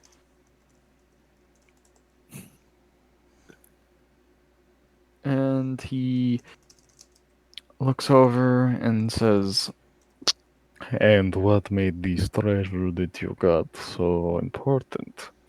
Was it the sheer volume? Was it from a particular place? What made it valuable to you and your little crew? Well, as for the crew, most of them just saw it as what it was, a treasure. There were certain things of it, though, that I knew from my life before. And Hmm. they were things I wish to hold on to. I see. Well, depending on how things might pan out, you might be able to come out ahead. I usually do. We will see. And that goes for all of you. At this point, also, so like, is Anya also still just as ravenously eating these crab cakes too? Yeah, probably. Like- She's enjoying herself heavily. Now, Lysander, is Yes. there a proper way that you're trying to show to eat said crab cakes? Nope, he's too terrified and ill and freaking on the inside, at least, to show anyone anything. But from the outside, he looks very, very composed, albeit pale, but composed, and just kind of he took a couple of bites, just small, tiny bites of the crab cakes, and then is sitting back and just drinking wine, watching. Oh, well, I must say that everybody here seems to be from a completely different background and place, which makes things much more entertaining, you see. What I dislike is when people come to Barovia and are all from the same place. That is very boring. Gets very old quickly.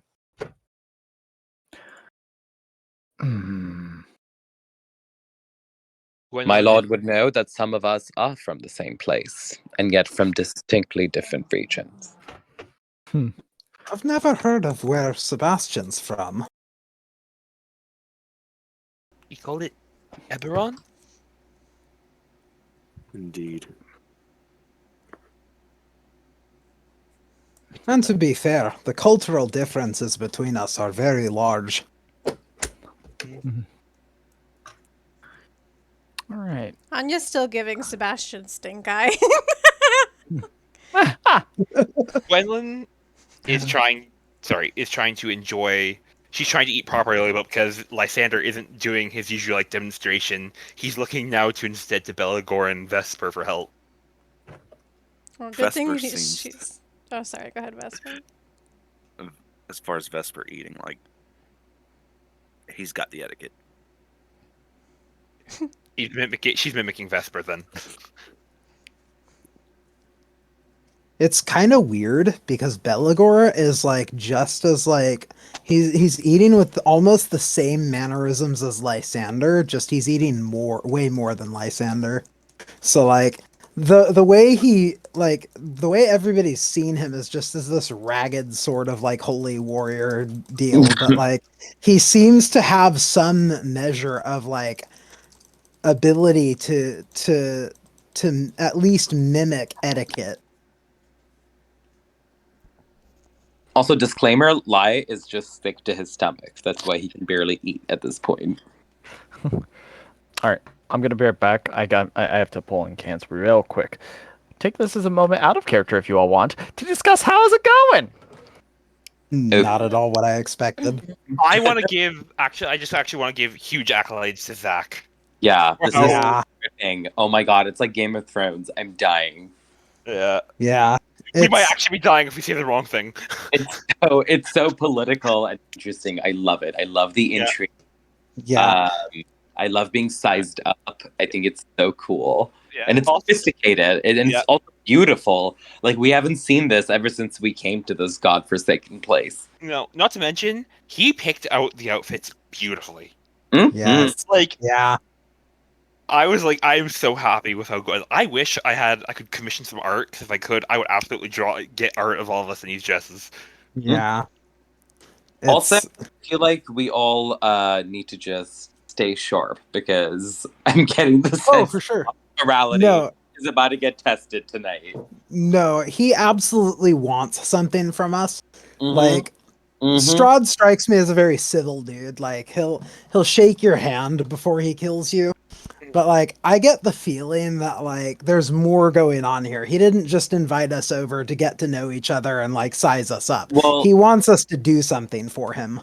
honestly, Alternatively, I'm honing in on the fact that he said that would be boring. I feel Yeah. like he's just like fucking he thinks that's funny. He the thinks- lord. Yeah, he's just the lord of his realm. He has like he's almost pretty much omnipotent here, and Yeah. he's fucking bored. That's the I'm getting. Yeah, I'm getting Yeah. the idea that he wants to see like how much entertainment we can give him. Mm-hmm. Yeah, exactly. That might be it. That might be what he wants from us, not gonna lie. Either that or he's gonna ask us to perform some sort of service to him. Yeah, or that. All depends on what is offered. I mean, at this point, we've been offered so many things, and people have said that we had no choice in the matter. But hey, Yeah. what's Like I out said, there? it just again, all that matters is the price. I will say that is all I will say. We are true ESO players with D&D because we're just like racking up side quests and we're not doing any of that. Yeah. No. I was joking earlier. It's like, oh, sorry, you have a side quest? Nope. I am Strahd Von Zarovich. I'm pulling you to the main storyline. Mhm. Yep. Also, I have a question. Mm-hmm. So, for the viewers we don't know, a long while ago, Zach casually asked us, "Hey, if your character could have a 5-course meal, what would they have in that 5-course meal?" Has anyone what are any of the food that's been shown thus far been on anybody's list? Well, the crab cakes are very on par for Belagor so far. French onion soup, not so on par for Lysander. It's too heavy and cheesy. Mhm. I heard red meat, which is why I ordered a filet mignon to be delivered to my house because I'm pretentious and awful like that. But I think a steak tartare would have been nice. You have to order it in Lysander's voice. Yeah, so like a steak tartare, please. Well, All right. Doesn't tartar mean rare or like raw? yeah, Yes. that's That sounds so good. Zach's back. Yeah. All Welcome right. back, Zach. We love you. Hello. You did a good job Yeah. giving. Oh, Zach, thank we you. were just saying that you could have easily replaced the French onion soup with like steak tartare. Lysander is not very impressed that fucking Yeah. Strahd served up French onion. Yeah, you getting a could bad get that- guilt with you you. could get that at Panera Bread. Wow. Apparently, if I can But like the next Ray course is a better bougie be bitch. the next Well, we course actually- better be steak tartare. Yeah, but I will Yeah, say keep in mind, fucking Strahd is decadent. I'm a fucking redneck white trash dude. I will say just before we Listen, resume, I love Panera. yeah, we were all just praising you, Talon, back about how amazing you've done this thus far. Yeah, this is insanely good. Oh well. The intrigue, it's just amazing. The dresses. Yeah, we've decided that Strahd wants something. Sorry, continue.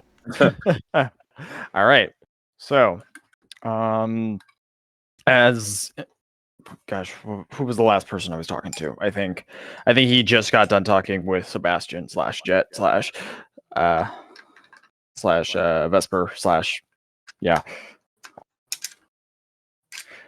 Also, also that's just one thing. If I still call you Vesper, that's still cool, right?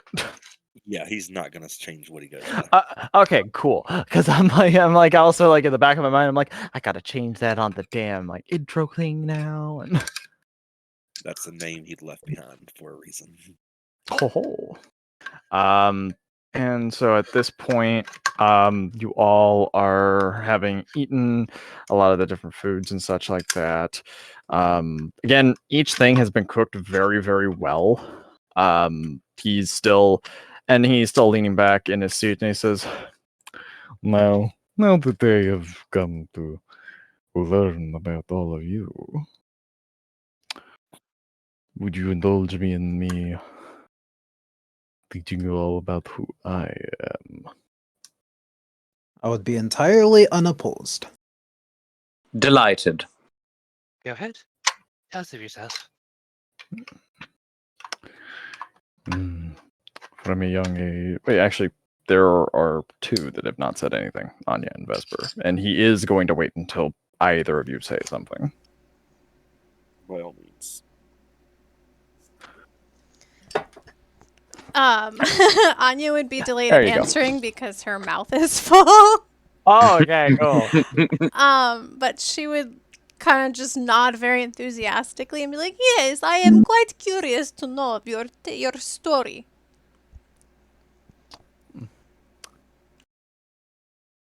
And he bows his head and he says, well, in that case. And he claps his hand once more. And let me go ahead and pull up what this next one is. He brings out, and you see.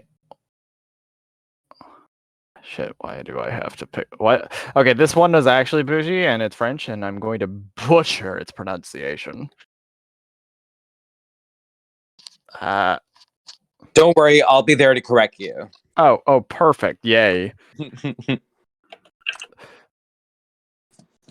Guy Savoy, I think. Wait. Is there notes? This is how I wrote it down, so it's mine. Do you have it in notes? It is a. Oh no! Never mind. It's a Wagyu steak. Ooh. It was so what it was the portion that was copy pasted before it, right? And it is done in the sort of a traditional French style, as opposed to, say, a different type. I guess is the best way to describe it.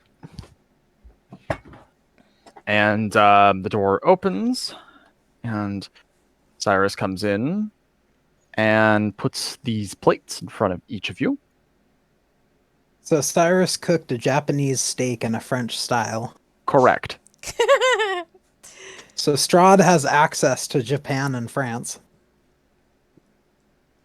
I mean, fucking, you have access to Scotland, and you're not even Scottish, No, but have I'm a just- Scottish accent. So I'm if we're gonna just start poking buggering fun ya. here, I could fuck you up, boy.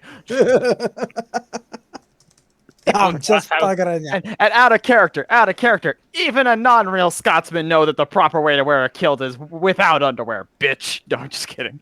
I tease. It's more for these guys than it is I for know. I am teasing. Guys, ya. my steak is here and it looks amazing. Just saying. Ooh. That's actually kind of very fitting, considering I just Yeah. described its steak. Yep. Yeah. Let me send you guys a picture in general. Just apropos. Apropos. Just as, Strahd is ordering, giving us all of a sudden just like a delivery guy just comes in. It's like fucking Strahd is on like Uber Eats or something like that. Yes, and I wanted to be at this very, very, very, very specific time. Make sure it is not 1 second early or 1 second too late. Strahd himself is the driver. Please give him 5 stars. I drive a sedan. Make sure that you rate me. Anyways, give me a sec. I love how even Cyrus stopped to see the steak. Yeah, like he's staring at it, like, oh, well, he cooked it himself, so he's kind of watching you all, and you notice that he actually, Gwendolyn and Lysander, you would kind of get a glimpse of this as he's walking out. He's looking over his shoulder each time to check how the food is going. Like, he's very intently wanting to know if you all are enjoying it. Eligor throws him a thumbs up. Gwendolyn smiles and then, starts looking to the others to see how to eat the steak properly. Lysander knows that it's too middle class to actually enjoy your food, so he just acts disaffected. Gotcha. Anya's place setting is a fucking mess. Like in a way of like eating it all, though, right? Not Yeah. in the sense of like just like this is garbage throws aside. No. Cyrus is just in there being like, He's crying. All the years of culinary school gone to waste. Up a ground. Yeah. Well, Gwendolyn's just gonna keep imitating Vesper in the meantime. All right. And so as you're all given this food and it's put before you, Strahd says, Now I can begin. From a very young age, I was, well, groomed, per se. I was to be the tip of the spear of my family, driving forward our conquests and bringing others into our empire. I was experienced, taught by man who is still roaming these halls, Rahadin. He taught me when I was but a boy. I gained a very, very special friendship with him, though he had disdain for my father and my mother. Yet he seemed to take a liking to me, and as you can see, he still does. All throughout the lands knew my name, feared it, but gave it the respect that it deserved. Barovia was one of my final conquests, you see. All with sword in hand. However, as happens with all who come to be conquerors, you wish for something more in life.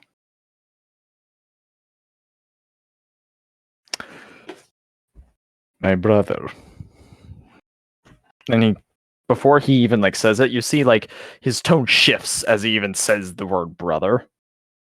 And he retracts it. He says, we all have our own path to take. I understand that you have fought against the berserkers of Yesterhill, the specters of Argynvosthold. Well, fought is a generous term for that one. We got our asses kicked, yeah. At least some of us did. I did. Regardless. And he kind of leans back in his seat. So in a way, you have fought the same enemy that I have fought before.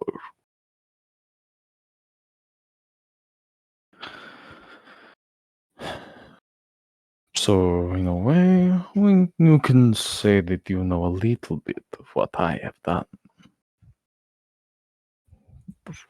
Foolish paladins trying to bring me down, as well as the hill tribesmen, who now worship me. And yet I pay them no mind. That is how insignificant they are. And it has gotten oh so boring. The slow realization that we're all going to die dawns on Belagor. Yeah. Every time Gwendolyn hears Strahd say boring, she cringes a little bit. Same for Lie. He's just like, oh my god.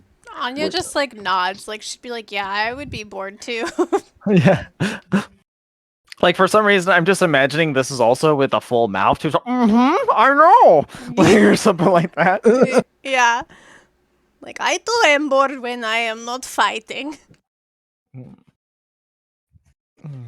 And he kind of looks, and he actually smirks at the way that you're answering these questions, Anya. Oh god. And he just kind of nods his head. My existence is past the point of remembering how long it has been since then. I am not a conqueror But I am now a ruler. Comes with expectations, you see.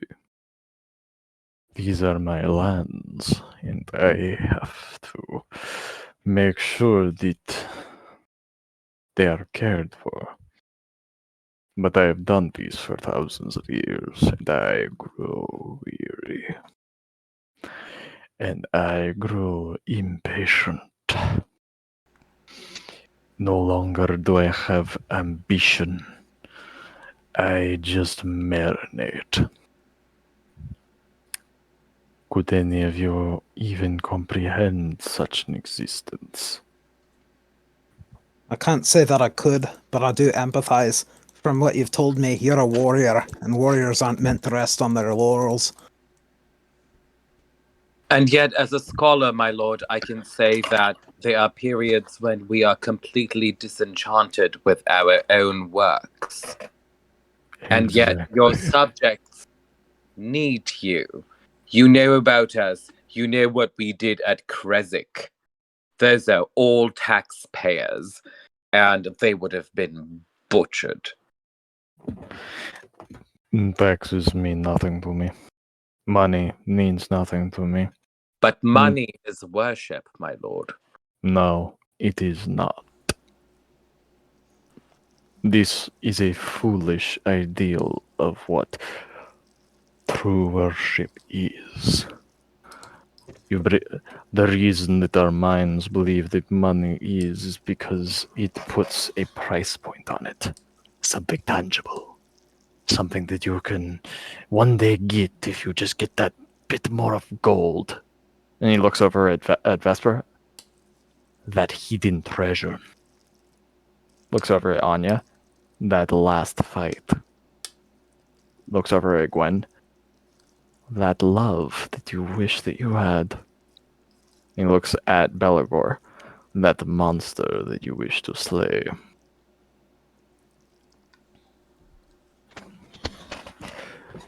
And at which point he claps again.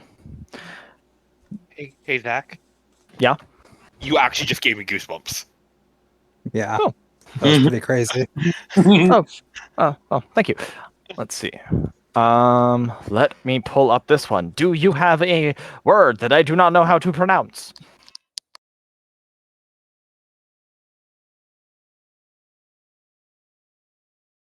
There it says. Ooh, this one's lamb. One sec.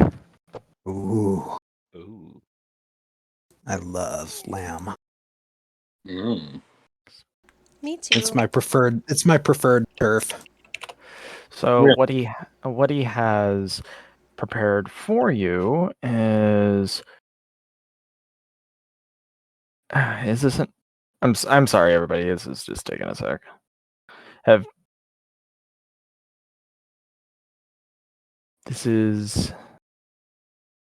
you ever okay, this is Peruvian, so I apologize. Pacamanca. Never heard of it. Me neither. It's an ancient Peruvian dish made by cooking marinated pieces of meat. This case lamb, herbs, chilies, beans, and a variety of Peruvian potatoes.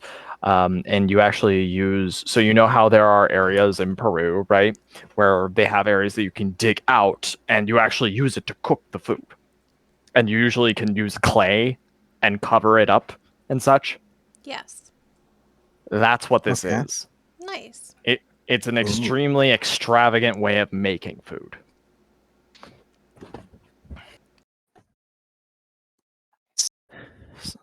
And I'm not going to move the token again. You get the gist of it. Cyrus comes in, and he's like, "Are people eating?" Could I have water, please? At which point he with as you say that, Cyrus is already walking back in, cup of water in hand. Oh. Well, glass. It's like a goblet. Yeah. Many thanks, Cyrus. This is. You're very welcome. I hope that. And he first, before continuing his question, he looks to Strahd, and Strahd just nods his head and he says, "I will allow it." It would be my pleasure if I knew how you are all enjoying your meals. I can't say I've ever eaten this well before. Your food is delicious. You are a wonderful chef. Anya like pounds her fists on the table and she looks at the chef and she's like, "This is delicious."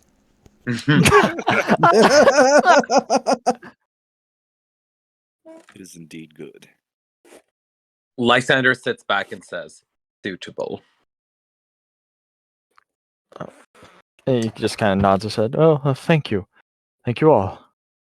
And he just kind of scurries off and closes the door. You hear outside, woohoo! No, you hear? Son of a bitch, there's still one. I'm just kidding. You don't hear that. But so as you're all continuing eating and such, he says, he looks over at you, Gwendolyn, and says, I once believed as you did, actually. Not too long ago. Well, actually, by this point, very long ago. What did you believe in? That love was something that was tangible and that would actually help your soul be set free. Feel like that there was some semblance of closure. It will not. It is a fairy tale you seek. That is all I have to say on that. If you want to say something, go for it. May I ask a question? Of course, you may. Is what you seek happiness? I seek to do what I do best, what I was made to do.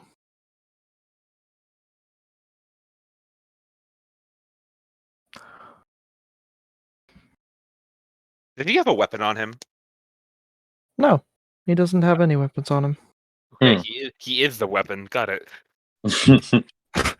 I'll say this right now. His posture is extremely relaxed. Yeah, what does he have to fear from anybody in this room? Mm-hmm.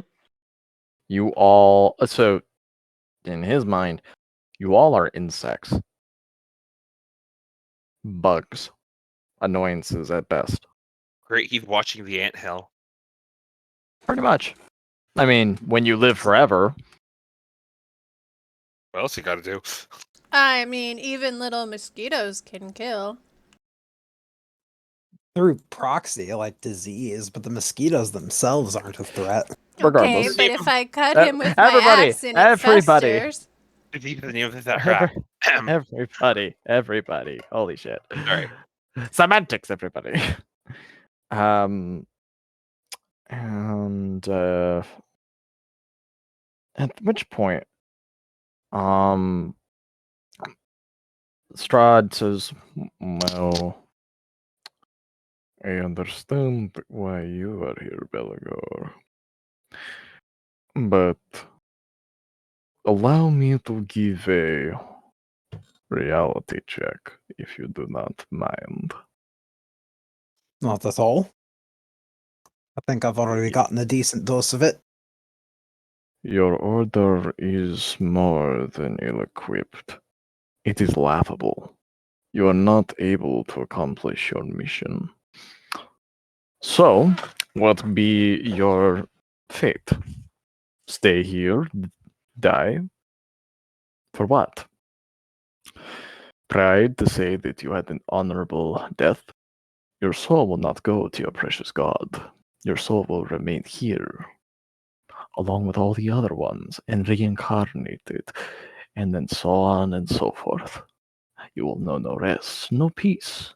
None of your brothers will. And the deaths that any of yours can have, oh, they will be gruesome. Gabriel's will look like child's play. I do not say this as a threat. I say this as a promise of what is to come should you not heed my offer. He says as he stands up now. Now, all of you have probably put together that I didn't just invite you in order to enjoy a nice meal. That was a thought. I require you all to do something for me. Called it. There is a woman that is in the village of Barovia that I want you to acquire for me. She has a part to play in what is to come. My lord is very interested in women these days, especially having them commissioned by certain abbots who failed miserably. You're under the impression that I even asked him for it. His delusions are his own. And yet he asked us in your name. Yes, I allow people autonomy in my own kingdom. How terrible. The druids of Yesterhill also acted in his name, and yet he claims he had no intent with them. It seems to be a common theme for people to just act in the name of Strahd here. Well, I will put it to you this way. You are on a lord's land. There are certain laws that are there. However, none of his bannermen are there, only subjects of his kingdom. Them say if you are a foreign invader, they are not ordered by him to fight, yet they do so in his name. What do you call that? Stockholm Loyalty? syndrome. Loyalty? He snaps his fingers to Gwendolyn and says, exactly. People who find that they would rather fight for the person who is in charge of their lifestyle and also could be the key to doing better.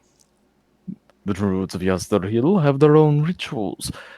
I liberated them, you see, years and years ago from the savage hill tribes that were there before.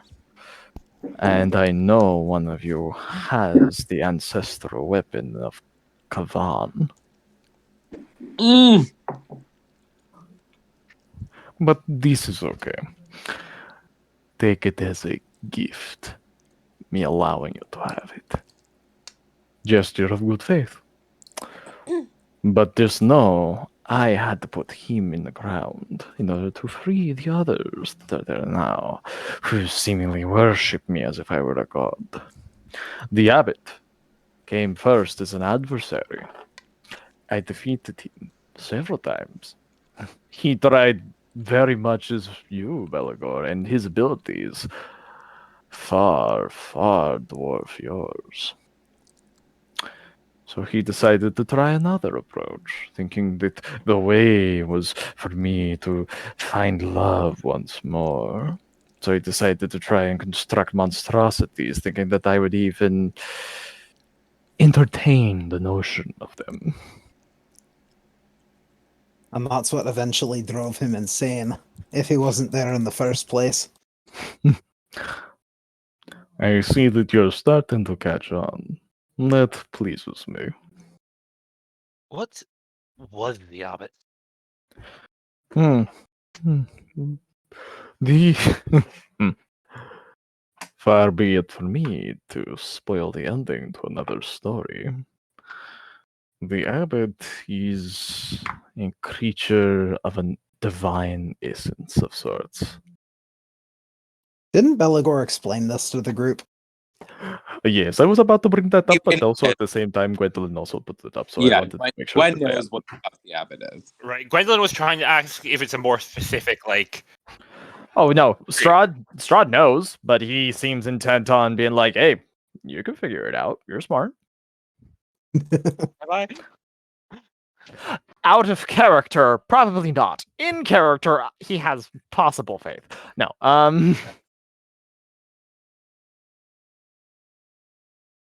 Okay.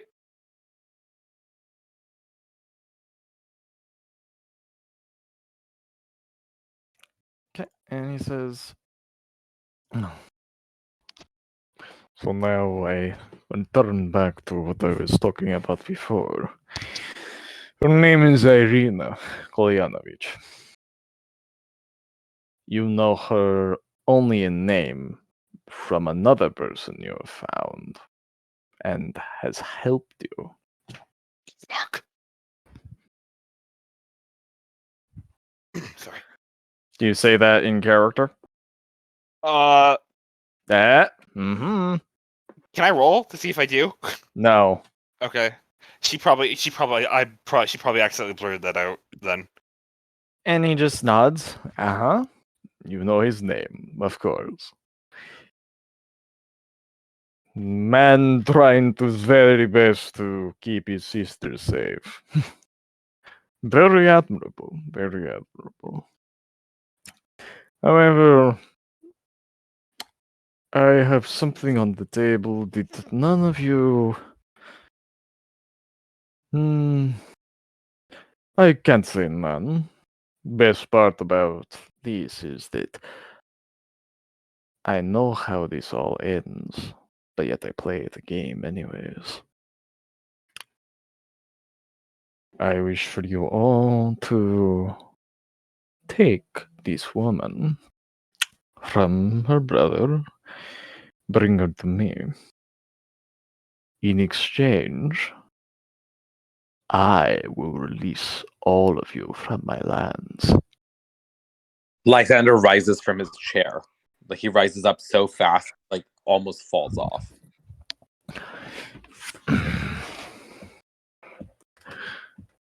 Trouble? Just processing. And he sits right back down. He nods his head. Unfortunately, Anya cannot leave your lands until she finds this little lord she has been sent here to search for. So, Oh, that will also... almost forgot about the other part of that. The last course. And when he claps, Cyrus comes out. However, on the platter is not food, but what looks like several envelopes. And each of them has the party's names, full names, mind you, on them. Anya's must passes be a them out. big envelope. The whole front of the envelope just has writing on it. It's also on the back. No, it's like goes all around. And inside the flap of the fold of the envelope. Yeah. It folds out, it just rolls away to a scroll. Just And he leaves, and he says, I thought of the dessert that you all would like, but I thought that this might be a little bit more juicy. Anya looks really sad that there will not be dessert. I'm going to... one moment. So, he says, Each of you will open your envelope, and it will reveal a piece of what you require to leave. So, in order... Well, actually, because these are all open for everybody to see. Okay? Like, when you open them, it's made to where it kind of flaps open, if that makes sense. Uh-huh. So, in order, Lysander, what you notice is that there is a piece that is somewhat enchanted. You can't tell. Mm-hmm. It's incomplete. That goes to your watch. Wait, he enchanted something on my watch, or So did you hear the other part of that where it's envelopes and when? Yeah, I got the envelopes part. There's Yeah. something little like item or Yeah, it's a little spring that's Spring. meant for the inner mechanisms of a watch, Mhm. and it would fit yours. It's one piece though, and it's incomplete. Okay. You have a roll me insight based off of it and an arcana.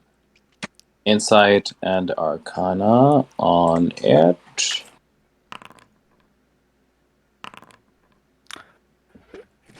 He has the pieces required to be able to repair your watch so that it ticks once more, and that you can return home. Lysander's eyes tear up as he pulls out his watch, and then at the last second, he braces himself and he goes cold again and puts the watch away and just kind of there and doesn't say anything. At this point, Belagor, do you open yours? Yes. You notice as you open it, they are pieces of holy symbols, each one from a different member of your order.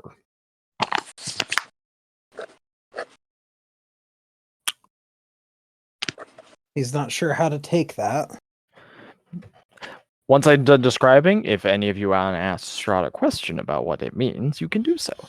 Anya, Yes. when you open yours, it's actually, like, obviously, the envelope itself is a little big because of the titles and shit like that, but what's in it is actually quite small. And you notice in there is a lock of hair that resembles a certain noblewoman's son that you remember. She would see this after verifying that all of her titles were indeed correct on her envelopes. They are indeed correct. Okay. Actually, quite perfect. Oh, interesting. And Gwendolyn, Mm-hmm. when you open yours, it is a lock of Cedric's hair.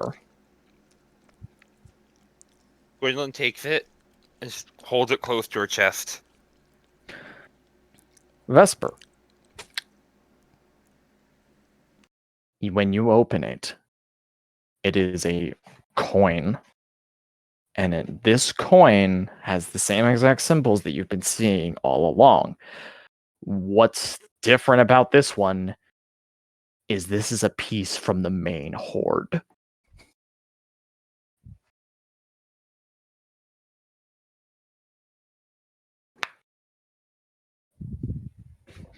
You tuck it away and sit back for a little bit. What I have given all of you are pieces of things you hold dearly or require before leaving my lands. I can give these all to you completely willingly. He looks to you, Lai. Your pathway out and to feeling repaired. He looks over to Belagor. Your brothers, who I know you care about as your own family. He looks over to Anya. Someone that possibly can bring validity to your name once more if you are successful on bringing him back. He looks over to Gwendolyn. That lost love that you always wanted. And then he looks over to Vesper. The treasure that you have had your eyes on this entire time. All of this within your grasps. All you have to do is shake my hand and say yes. At which point he stands up. Cyrus opens the door, collects all of the plates. I'm going to leave you all to discuss Far be it for me to be breathing down your neck while you make this decision. I know it will be the right one, whether for better or for worse. I will be back. Wait, He stops and he politely turns slightly to look at you. where is he? You don't need to know until I have your answer.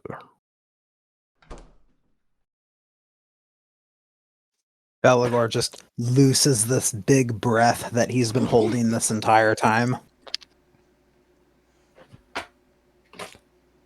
Does this mean there is not any dessert coming? God, Anya.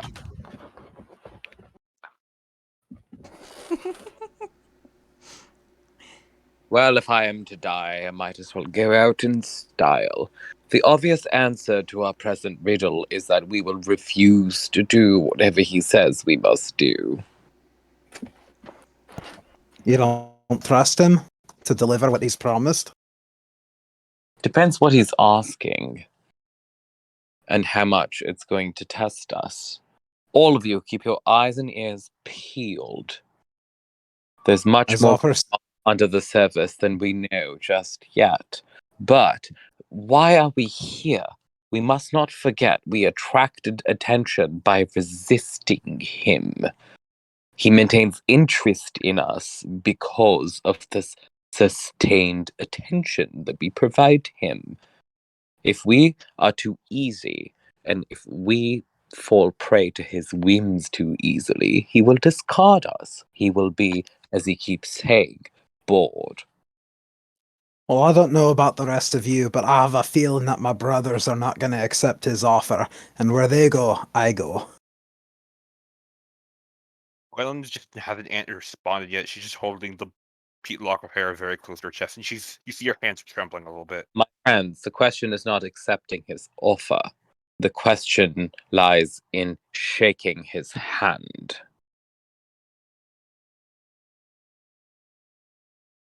I don't see anything overtly threatening in that gesture alone, except as a means of acquiescing to his demands.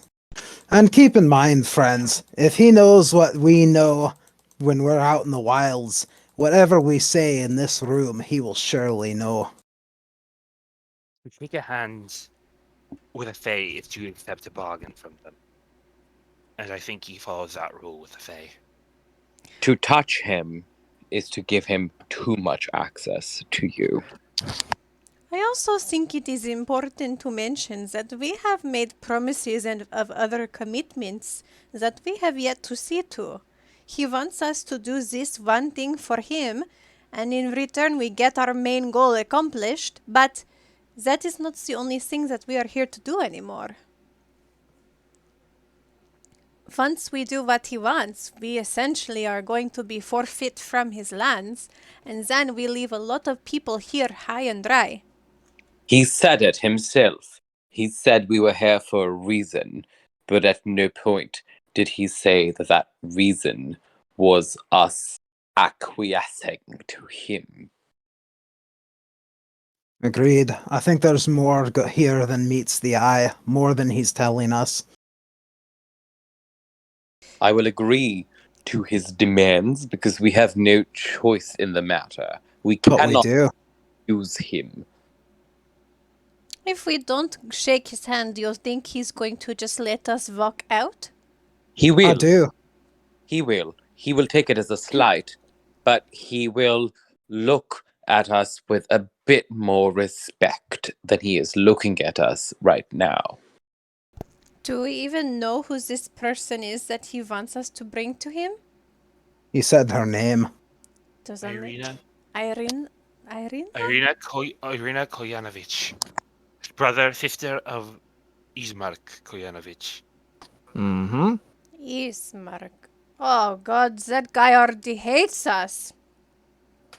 We cannot To be fair, piss him off anymore. we did inadvertently destroy his town. We Ah. did, Town. and his fellows. It wasn't his town. We also didn't destroy anything. technically. I said inadvertently. Him and his troop were some of the last ones standing. If it wasn't for him, we'd be dead. All I know is that I can't accept Strahd's offer. He has her. We don't know what it is yet. We do know what it is. He laid it out very clearly for us. Yep, he did. Oh, right. He has him. Gwendolyn, please, see a little beyond Cedric, please. Agreed. There's a bigger picture here that we need to consider. He's got something that all of us want, and I've no doubt in my mind that he can and will give it to us. But there's a saying where I'm from, be careful what you wish for. You just might get it.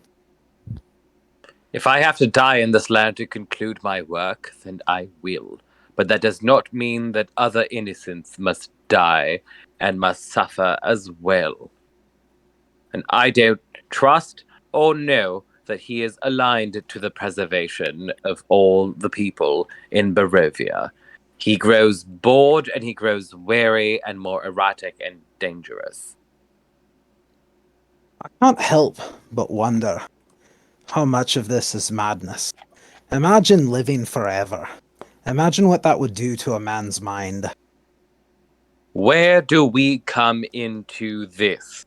What does he want from us specifically? Do you need me to, out of character, do you need me to repeat? I can if needed. No, just kind of food for thought. Agreed. So far he's asking us for a simple fetch and grab. But I don't believe that would be the end of it. There's something more going on here, and we don't have all the pieces to the puzzle yet. Did he specifically say that once we give him this girl, that we are leaving immediately? Like, who is to say that he won't give us the next clue to what we are searching for and continue to make us do things to earn towards that? I think also none of us has asked yet what his plans for this girl are. I can't imagine they're benign. No. Well, he says he plays this game out again and again. He also... The abbot mentioned a lost love. Tatiana. That was who Vasilka was based off. And the abbot... No, Godfrey mentioned that this place is torturing him. Perhaps, but he also said basically that love was a liability. You think... And... he said people reincarnate here. Do you think he's looking for Tatiana's reincarnation? What? As in, this Irina woman might be his long lost love. That's what you're saying. Rahadin, The one leverage that we might potentially have. The one person that he himself cannot locate and has to ask us to locate. to be fair, he knows exactly where she is.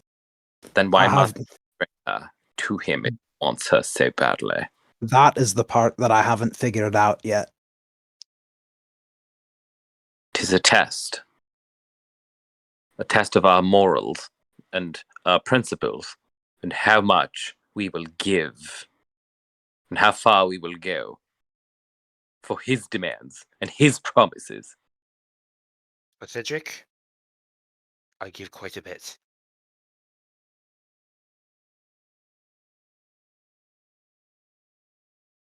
Gwendolyn looks up, and she's got this kind of like very unnerving look in her eyes.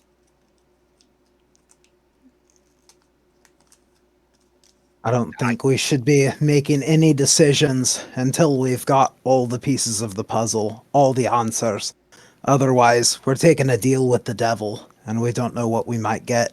We've already taken a deal with the devil. We've been doing it since we got together and started, I don't know, enacting the sort of things that we've been doing and liberating this and doing that. He knows it all.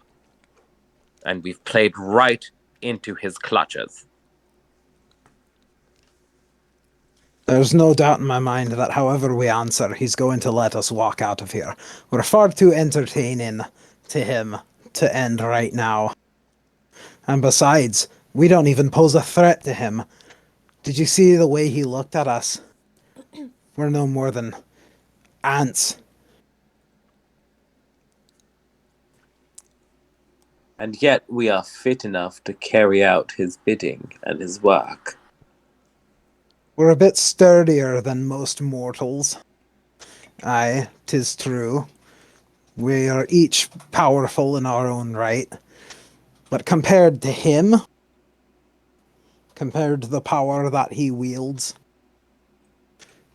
I've no doubt in my mind that if we came for him as we are now, we would lose, and badly. One almost gets the sense that he wants this woman to come to him willingly. Well, not if we have to bring her here. He wants this love to be reciprocated, maybe. Precisely. That's why it's us. We are the humanizing factor. He wants us to convince her to come to him, and that being in everybody's best interest. Gwendolyn is going to take out from her cyber dress the bones. And she's going to be casting augury.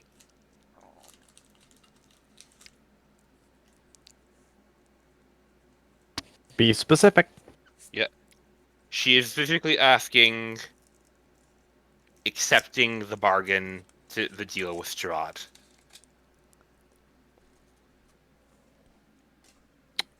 Okay. That's going to be way too vague. I'll say that much. Okay. Good for who? Or she is doing it. Okay, you know what? She's going to be selfish. Good for Gwendolyn. If accepting the deal would be good for Gwendolyn, that's the specific question. Yeah. Would it be like, what would get... Okay. No. I get what it is. Wheel. Gwendolyn just stares down at the dice. She does not say out loud what the answer is. What did you ask, Gwendolyn? To divine what this deal can earn us. I cannot. And she looks up to the others as you see her hand tighten over the lock of hair. I cannot lose him. I cannot. I will not. There is any deed, any price for him.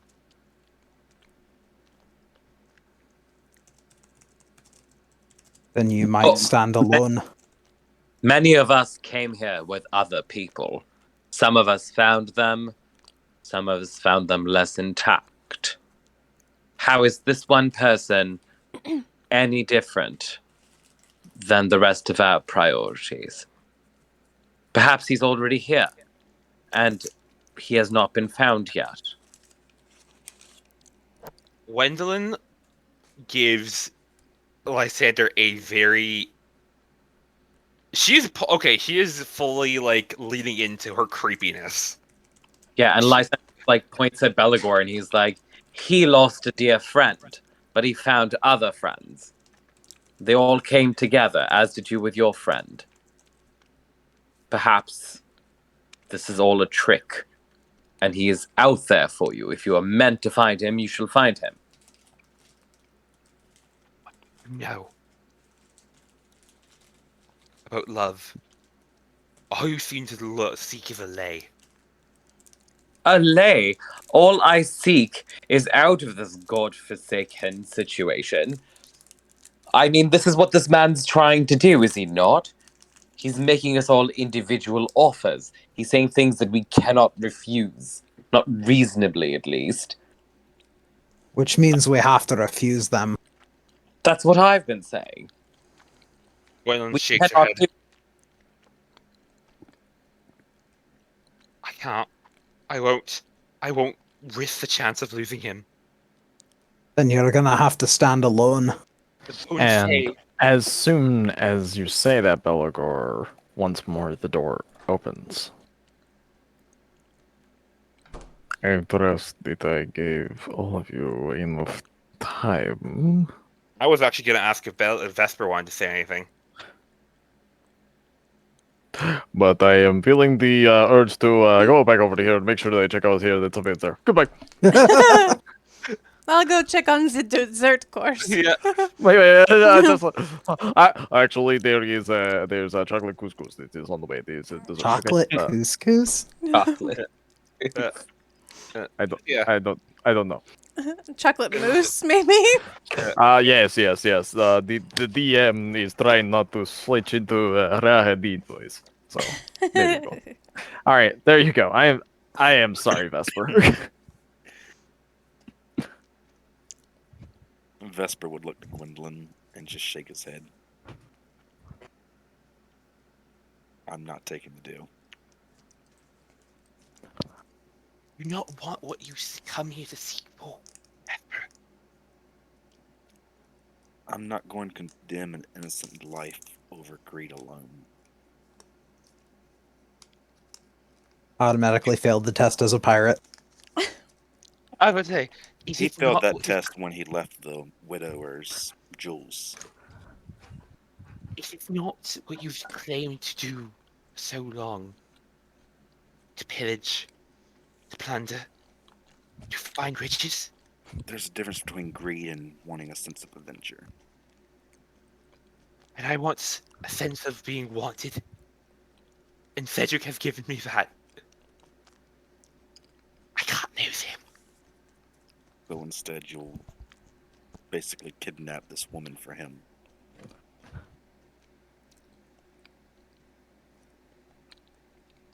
To do God knows what with. Gwendolyn, no one is saying Cedric is going to be lost. Maybe misplaced for a little while, but we can find him. We can find all the things that we seek and not do it by shoving other people into the line of fire. Gwendolyn closes her eyes for a second. Then looks at...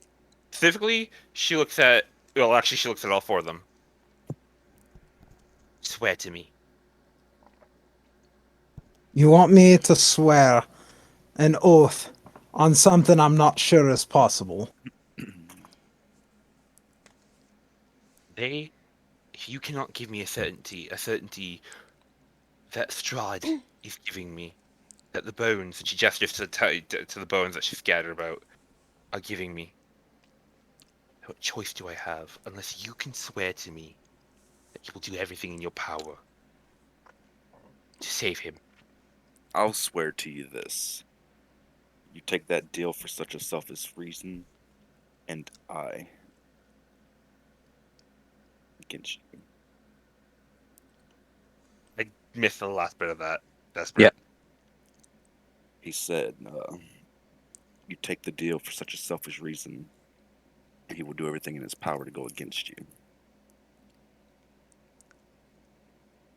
Also, Gwendolyn, what do you mean that the bones promised you? Didn't you ask about the whole group? I asked for myself. And they Oh, spoke that's real. great. And they spoke real.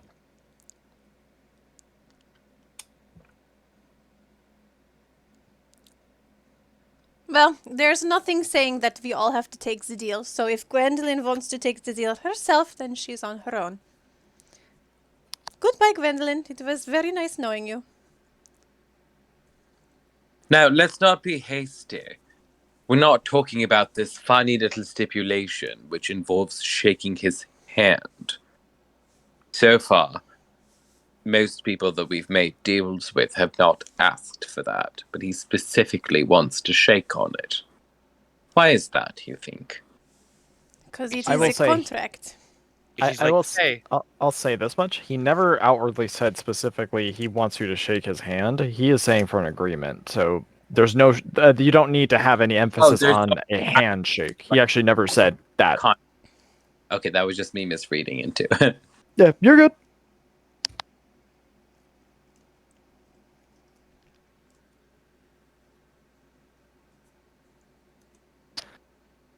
It was probably the little meme we have in the Discord of it being, "Won't you shake a pulse in his hand?"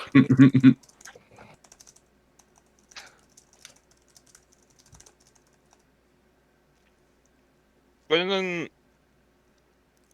again, seems now she's gone from like, oh, she has to make this deal, to now looking conflicted. As she starts to look to Vesper and remembers how he kind of like took her arm while they were entering the place. Belagor asking for the carnation. Anya helping with the corset. Lysander doing her hair. And she just takes the lock of hair and she just holds it to her head, and the shoulders start shaking as she silently weeps.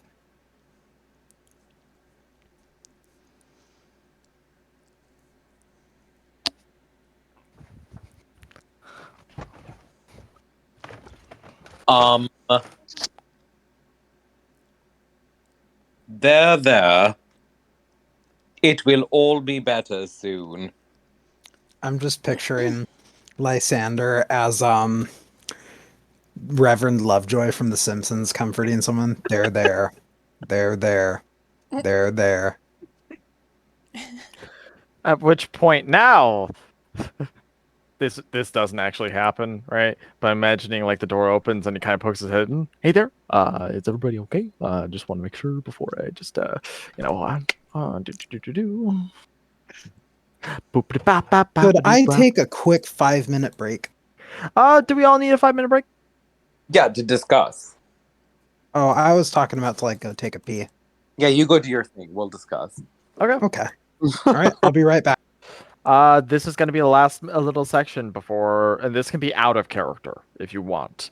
Yeah, that's what out of character. But after this point, this will be the point where we need either party consensus or people to decide what their answer is. Yeah. Because it doesn't have to be a full party consensus. Boy. But yeah, normally I, the player, Thorn, would be like, nope, not taking the deal. Nope, I'm being a goody good two shoes. However, I have made an important part of Gwendolyn's character about how much she is willing to do for Cedric. Play true to your character. Yeah. We all know that. Which is again why we're having this very intense debate. Yeah, of course. Yeah, I think everybody is. Nobody's having bleed. I don't sense any bleed from anybody. I think everybody's doing actually a really good job of sort of putting themselves in the shoes of their characters. So yeah, no, totally. So like, whatever, and this goes for everybody. Make the decision y'all's character would make based off what's happened, because Strahd's coming in, and he's in his mind he's given you plenty of time. And now he has chocolate mousse. No, I'm just kidding. Yay! Yeah, Oh. look for himself. We now know that he wants someone, this arena person, and we can kind of just be like, yeah, we'll help you, and then we can just not do that and help her. There's the one issue. Do you want to go back on your word against a vampire lord? Yeah, I wouldn't do that. I mean- I would turn him down. To be fair, We can't. A pledge unmade stands fair. I also hear Vesper. I heard Vesper trying to say to be fair. So to be fair, as far as going back on word with them, the plan was to kill him. So I mean, really, who gives a fuck about word? Thank you. Well, sorry, I was saying a pledge unmade stands fairer than a pledge broken. Yeah, I said I was chaotic good, not lawful good. That's fine. I'm just like, It's up to you. 'cause it would be very in character for Gwendolyn to make that deal.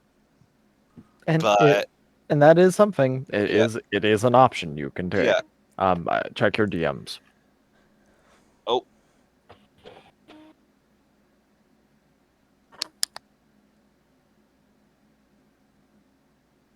Hey, I see apple pie on the table.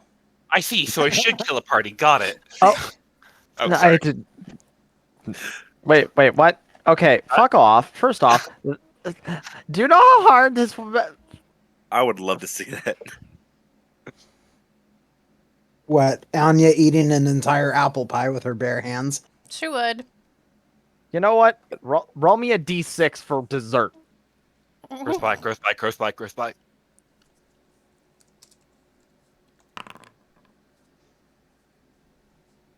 It is. Oh my god. So this is an extremely rare food. It's ice cream. Whoa. Anya's totally getting brain freeze. And here's the thing. My God. Even without you knowing, because even if your character has not had ice cream before, it is their favorite flavor each individually. Oh my god. Gwendolyn is some obscure flavor that you've never seen before and you don't know if it's safe. It's like It's Tillamook, pistachio. Oregon strawberry. Anchovy or something like that. Oh god. I believe it. Like I said, I described Gwendolyn's the cuisine of Tempest of being a little to the left. It's Everything's kind of like, like... She puts snail mucin on everything. Ugh. I described one of a common thing in dishes there is something a shift spice, which is powdered moth wing. Oh god, those poor moths. That's What the fuck? What the hell? What?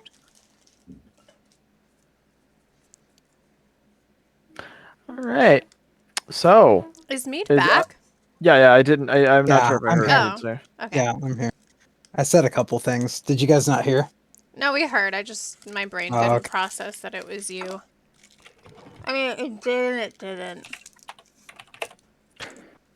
Here's how this is going to work, though. So, one moment.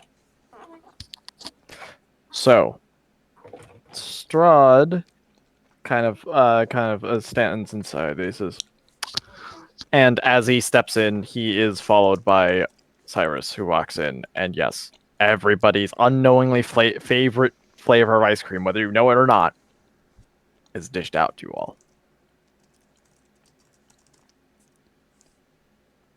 And they're on very, very decadent silver platters. So like all that, like I don't know if you've ever had like ice cream on like actual silver platter stuff. Like it actually, like it feels like extremely cold, so it doesn't really melt that fast.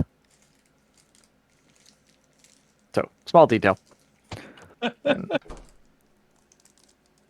Listen, I out of character. Yes, I am redneck. I get you. I don't do the fancy stuff. Oh, I was looking at Anya's post. Why did it get deleted? It didn't get deleted. I just posted something under it. Oh. If you scroll up, it goes right back to it. Yeah. I was just reacting to it. All right. So Strahd says,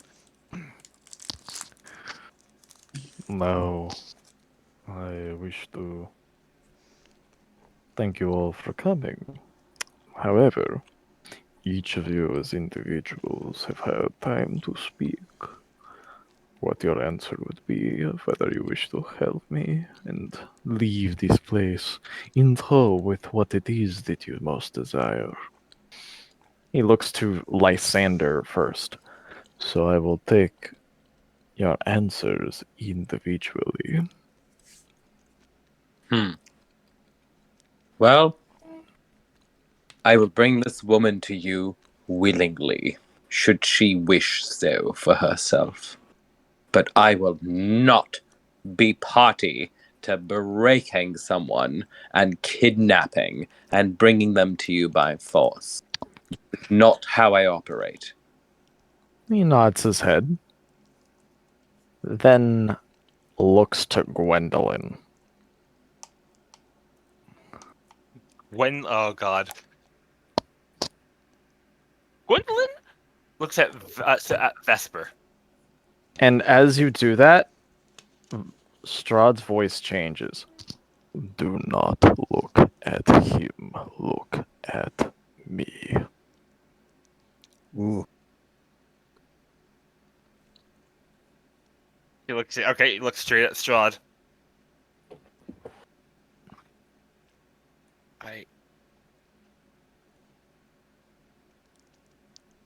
Second. I cannot do it.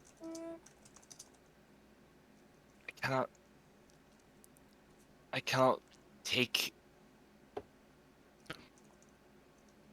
I can't. And she just like holds the lock of hair close, and she just kind of like crunches in on herself. Pity. More for him than for you. And then he looks over to Belagor. Well, like Lysander, if she wishes to come willingly, I see no real harm in it. But also like Lysander, if she won't come, I can't be expected to try and make her.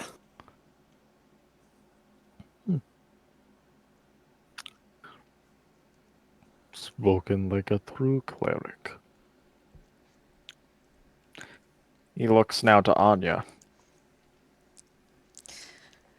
While I appreciate your offer, Strahd, I, for good conscience, cannot pretend like it was on my own merit that I found this little annoying lord running around your lands, when you have delivered him to me instead.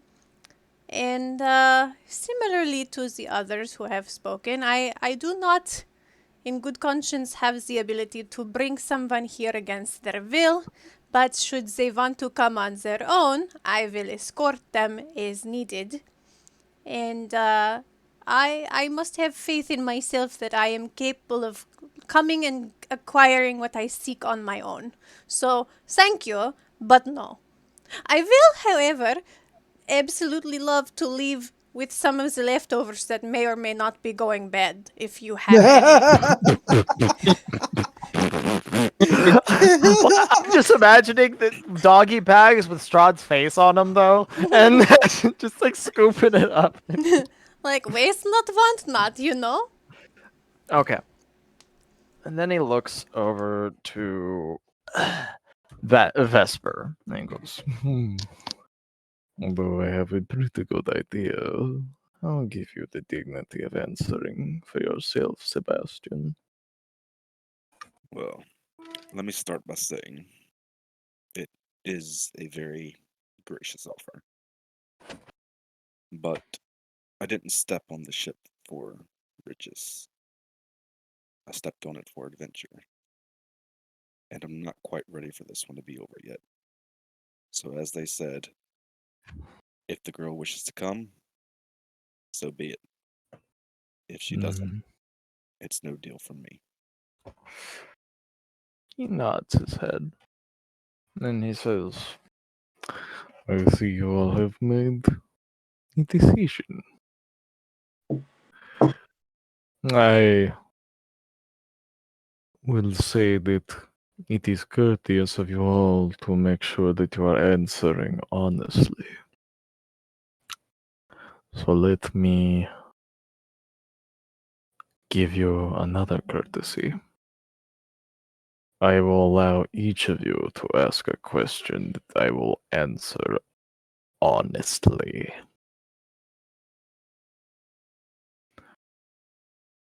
each of you get a singular question you may ask Strahd. And he will answer honestly. Well, Gwendolyn's gonna blow her a question. Where is Cedric? Under my direct care. In this castle. You see a look of horror in her face, like a look of horror, and Gwendolyn just goes pale.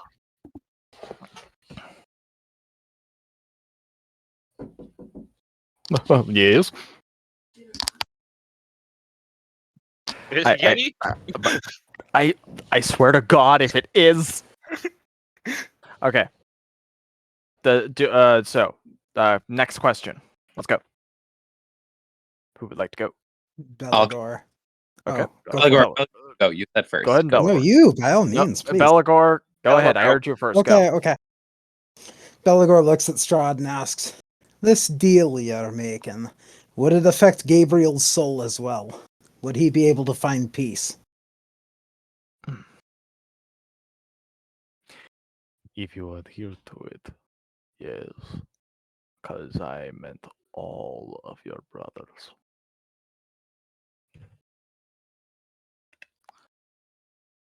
Next question. Who stole the bones of Church of Saint Andrel? Nice. Who has them? Which one is it? Who has them or who stole them? Who has them? And he kind of quirks his head to the side, and almost like a very kind of like admirable like head nod he gives to you, sort of like respecting the decision of which one you asked. Mm-hmm. And let's go ahead and pull up, because I gotta pull that from my notes, because he's gonna answer honestly. That was a very shrewd question. Yeah, Good job, smart. Lysander. Thank you. So let me pull up. He says, it is the coffin maker. He is the one. He currently has them. And his name is, once the book flips over to wherever that is. I said go faster.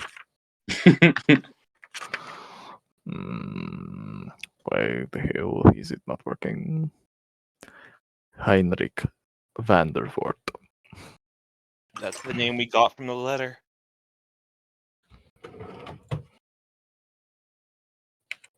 And I will spell it out in the chat. All right. I believe we have Vesper and Anya now. Yes? Yes.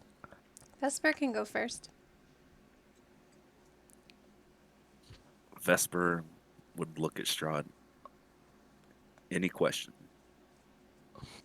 And the question. How exactly would one go about relighting the beacon at Arkenvostel? And he taps his chin for a moment. I see what it is you wish. But I will acquiesce. By seeing to it that all of the revenants have peace and are no longer vengeful spirits. Once that is done for all of them, the beacon will be lit. And also, tell Vladimir that I say hi. Our duel was quite a thing. Sorry. And now he looks to Anya. Anya would look from Vesper to Strahd and kind of picking up what Lysander and Vesper were putting down. She would smile sweetly. Obviously, there'd be some ice cream on the corner of her mouth. And she would look at Strahd and say, "Can you tell me who is the current living direct descendant of Sir Robert Tray?" Oh! Ooh. James Teray from Kresik. Oh. Oh shit. She said living. Oh, Yeah, living. She said living. Nice. That is a living descendant, which means that he is with the refugees. More than likely. With that... Shit, okay.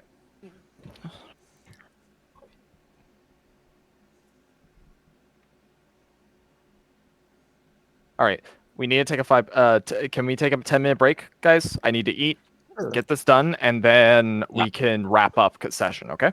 Okay. Sounds good. All right, be back. Good job, Anya and Lysander. God, that was genius as you two. Of you three, actually. You all Absolutely genius. Mhm.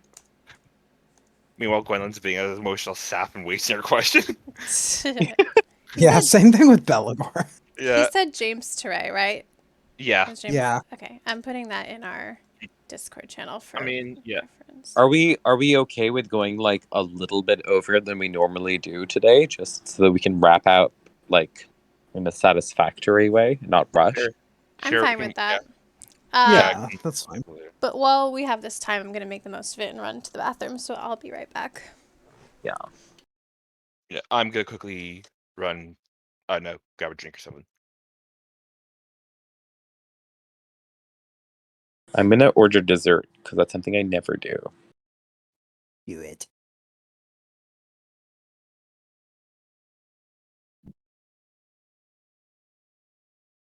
Vesper, how do you feel about all of this? As far as I feel like Vesper's having his moment of redemption. Like, yes, he was a pillager once upon a time, but that's not who he is now. Or maybe he still is, but Yeah, I absolutely put what he said into the quotes channel, by the way. let me see.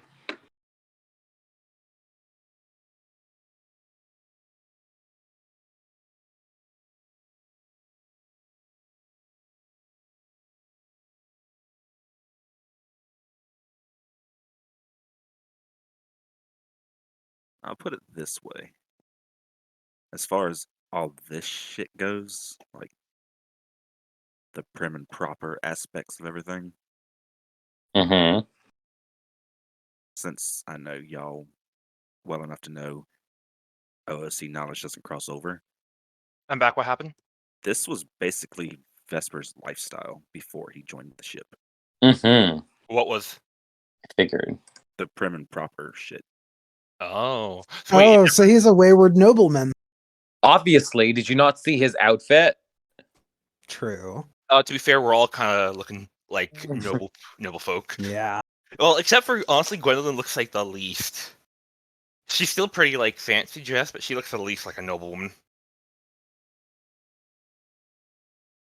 I mean, I don't know. She's wearing kind of like a witchy Victorian getup. She's she looks noble in the way of Morticia Adams. Yeah, like I said, I was saying she still looks like very fancy, but we're just saying compared to all the other outfits, hers is like the least like noble of like aristocracy. Mm. Yeah, Belgore's kind of dressed like a coastal lord right now. Yeah. Belagor is looking like something out of season 4 of The Crown. Mm-hmm. Like, or like Balmora, like fucking private Queensman, with his kilt and everything. It's so proper Balmoral vibes. I'm back. I don't think he's ever going to take this off. Yeah, He's just going to put his chainmail over it when they're adventuring. Yeah. Oh God. Can I also tell you guys a secret? What's that? So when that whole, while I was debating whether to have that whole do the whole whether Gwen will take the deal or not, Zach did message me and he just quickly said, "Hey, by the way, it's perfectly cool if Gwen take the deal on her own, but you will have to make a new character." Well, yeah, because you'd be exiting Barovia. Yeah. Well, that's on honestly, I don't think you should have told us that. Sorry. So you're telling me, for once, Thorn, that you were offered the option to make a new character and you declined? That's right. That was uncharacteristic. Yeah, for those of you This who is don't why know, you should have I have told us. I have a very bad habit of making new characters. For those of you who are watching, I basically had a character idea in my previous campaign, and it was kind of like, I kind of want to play this, but I didn't want. I was like not saying anything about doing anything, and it was like, Like we're oh, too character. advanced. We're too advanced in the game at this point for you to make a new character. Yeah. Like as it is, this is like a short-term campaign. Like we're only all going up to like level what, like 10. 7 or I 10. think 10. Yeah, 10 is the This is max. 10. So save your like Also- reincarnations for like a longer campaign is what I'd say. Yeah. Honestly, also, I'm gonna be honest. Curtis Strahd, not exactly a short campaign. We have not completed any of our turrets of our Taraka yet. Yeah, that's true. Yeah. But yeah, that's what happened. Gwen, and also after hearing what Strahd answered, apparently Cedric is in the castle. Oh boy, is Gwen now like, oh fuck, I didn't make the right choice, did I? So you have played this module before? No, I have not, but I however have been privy to some spoilers. Yeah, it sounds like it. Because I know that the Taraka is like a thing, but like it's not like top priority for me. It's just one of those like ambiance things that are like in the Well, the fact that this is a very apparently unique feature about Curse of Strahd is that Taraka basically changes the how the story goes. Okay, no spoilers. Yeah, don't tell us.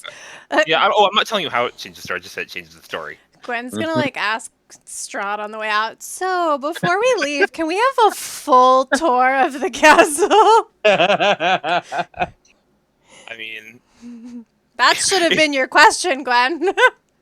Yeah. well, can you imagine they go to the tour, they see where Cedric's being staged, just grabs and runs. Yeah. If she absolutely, the moment she sees him, she's absolutely grabbing him and running. What are you gonna do if Cedric's a vampire and he's like here by choice? What if the blood that Strahd was drinking tonight was Cedric's? Oh! Ooh. God Well- damn it! I hate you all. What I don't even know if you're laughing at what I'm actually talking about. are you talking Oh, about? What are you talking about? Spaghetti. Spaghetti. Aww. Oh! I would kill for some spaghetti right now. Not gonna lie. I would kill you. Here, just give the spaghetti to me, and you'll be fine. Fucking. I was like, ooh, I smell garlic. Maybe because usually, you know, with spaghetti, I don't smell garlic usually because we usually don't have garlic bread with it. But no, it's spaghetti and garlic bread. I'm like, oh damn. What were you laughing at though when I got here? I was saying, we were talking about Cedric, and I told Gwen that she should have asked for a full tour of the castle. And then we were talking, and she was like, if I saw Cedric, I would like grab him and run. And Belagor said, well, what if he's a vampire? I said, what if the blood Strahd was drinking at dinner was Cedric's? Nobody did check on the blood, and the entire goblet is empty. Anyways, so is everybody here though? I think so. Yep. Yee. Think we're here? All Yeet. right, very, very cool. So, in that case, as you all, Also, ask your Zach, question. we all agreed that we could go a bit later, so you don't have to rush anything. oh, okay, cool. I was, cool. All right. So, Yeah. no, hiccup because I ate really quick. I the know. I was teasing you. At least you didn't hiccup while you were trying to say something serious as Strahd. Strahd's drunk off of blood. The way that it works is I get the person I'm going to be drinking their blood drunk as shit, and then I drink that blood. It's practically 50%. Wouldn't that dilute the alcohol even further, though? Yes, that's why I require more. Ah, No, I'm just kidding. And he says, very well. All of you have answered in a way that I feel is very appropriate, if you will. Reasonable.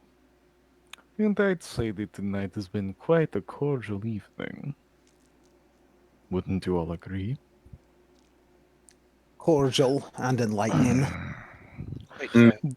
Now, I have but one offer, because it is something one of you might be just dying to do. Anya, Yes. He walks over, and you notice now, above the little organ right here, is an ancestral sword. He takes it off it, keeps it sheathed, and he looks over at you, Anya. do you wish to train? Oh no. Oh, You are asking me if I want to spar with you? With maybe a little bit on the table. Friendly gesture. We're all friends here, aren't we? Are you wanting to spar with non-lethal force? If you're asking if I will kill you, I will not. Oh, well, that You definitely can makes do. me more comfortable. You can do whatever it is you wish that makes you feel better. Don't do it. Anya would stand and she would reach for her axes. Oh no, it's happening. I oh. too think a post-dinner spar sounds like fun to me. Indeed. I recommend that you all follow me outside. This will be fun to watch. Gwendolyn's going to purposely lag behind. Oh god, what if Gwen is like searching the castle while Anya distracts Strahd? No, he's gonna have everybody go outside. So, I mean, you could try, but we'll see. And as he's going up there, you notice coming around the corner. Actually, you might not know. Oh, yeah. Okay, there he is. Okay, so he gestures for you to all follow him. And he says, I also know parts of this castle that you do not. Don't try to be cute, yes? and Rahadin steps down to the go. Ah, my lord, how was the dinner? Shut it. Oh, yes, of course. We're going to be sparring, so keep an eye on things while I entertain our guests. And Rahadin just kind of nods and gestures to the group. When like eye contact with Rahadin. Yes, I'm looking at you. Yourself. Are you able to move, Lysander? Ish. He's just giving Ish. hard eyes to Rahadin. Ish. I know that I am very attractive, but I didn't think that you were going to be taking it all seriously.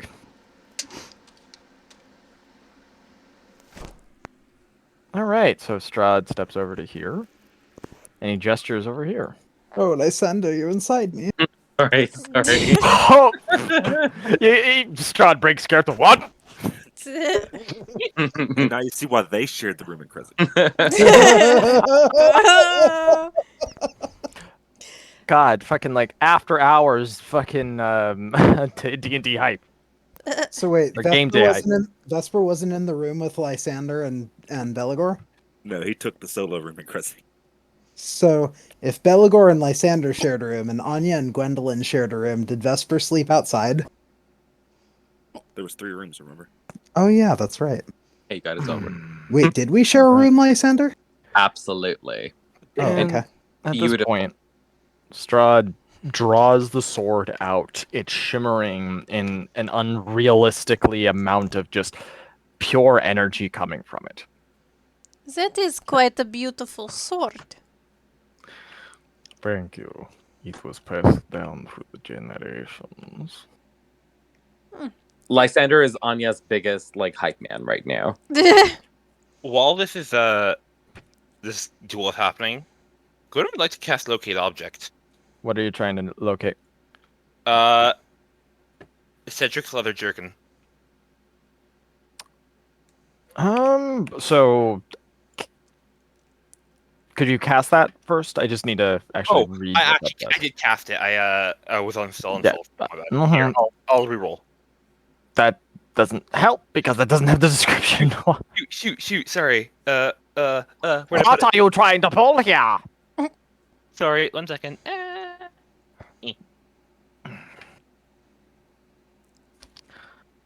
I'm just grabbing in. Yeah, she's very. As long as that object is within 1,000 feet of you. I'm trying to see if that would even work. No,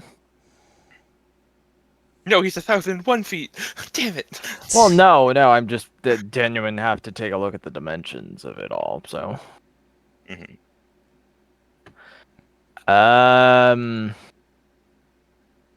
Crap. This is one of the areas I wish Castle Ravenloft wasn't this detailed. now I'm having to do math. Thanks, Gwen. No. You thought you were just gonna have a nice little duel? No.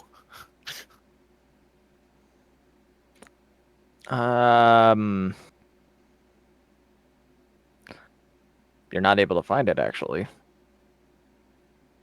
I see. Gwendolyn just holds tightly onto the lock with one hand, and then holds Vesper's hand with the other. All right. So let me check this. Make sure that everything is as it should be.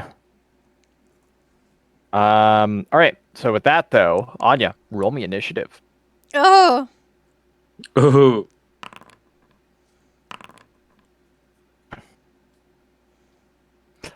So You beat up Strahd.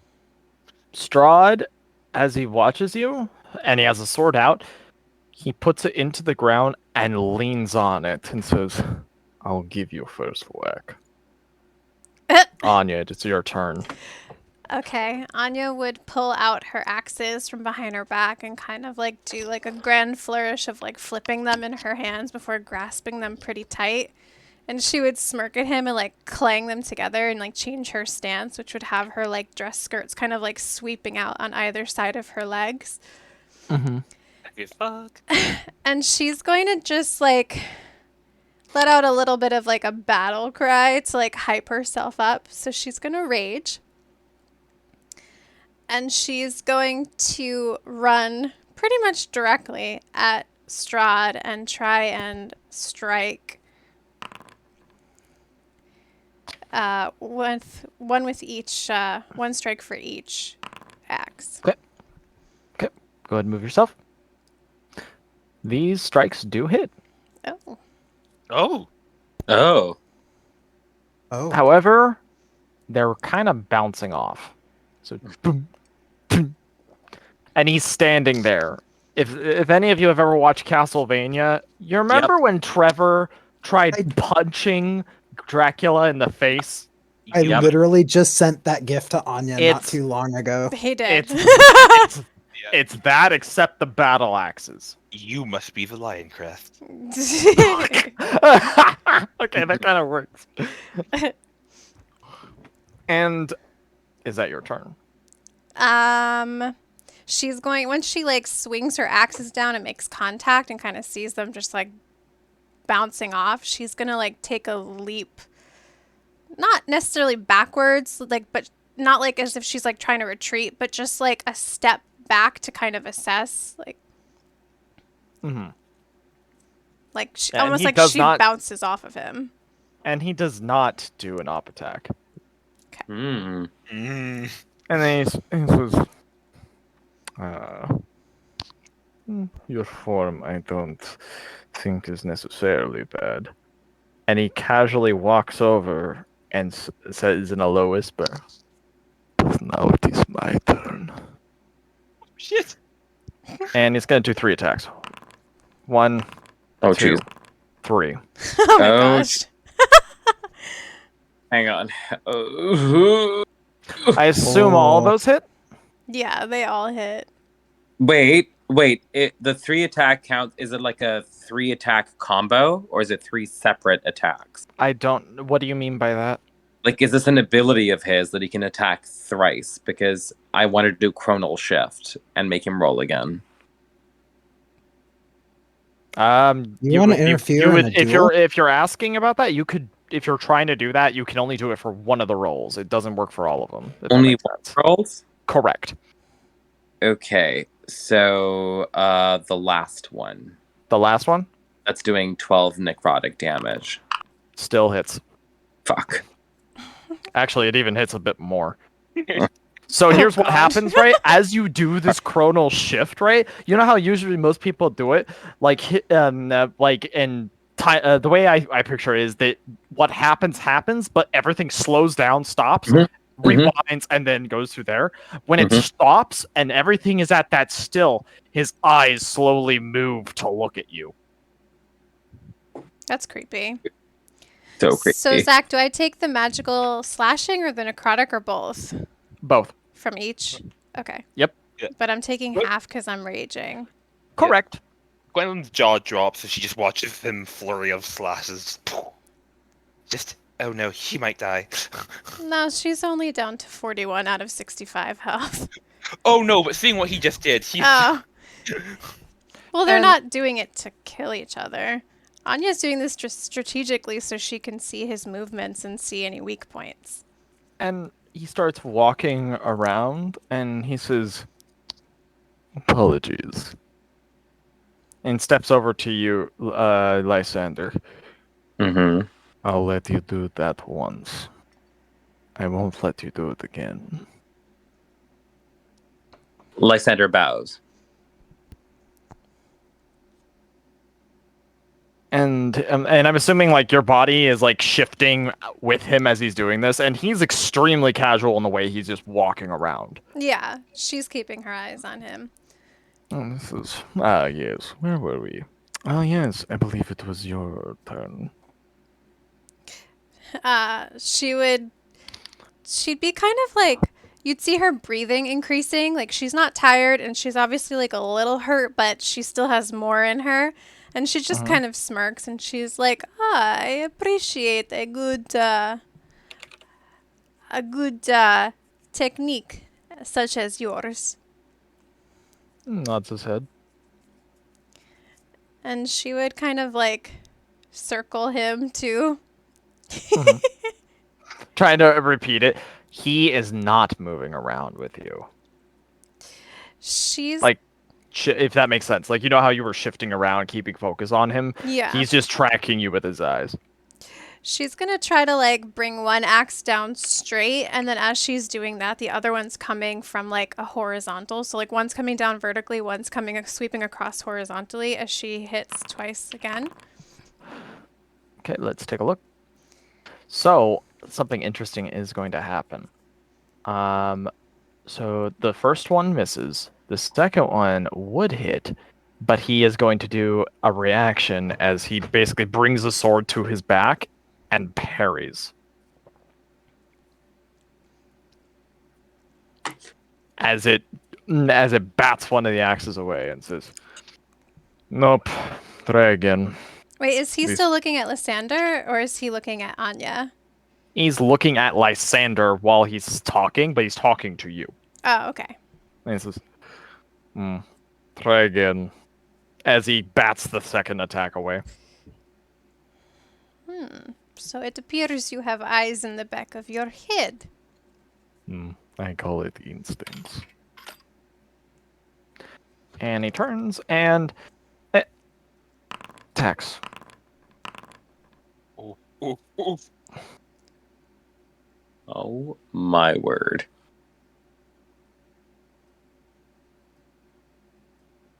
Now Anya's definitely sweating. She's panting a little. At which point, when Strahd looks at Anya, he sheathes his sword and says, "A little shorter than I was wanting, but nonetheless fun." And what he's going to do is, and this is something he can do as a bonus action, he's going to cast a cantrip. He's going to cast Mending and repair the damage he did to your dress. Just to the dress. The dress. And he looks over and he says, "Your friend, I assume, can pretty up the rest of you." Also, I'm assuming, do you? So I'm about ready to press the end of the combat thing, but would Anya try to get another swipe as he's about to walk away? No. Okay, combat comes to an end.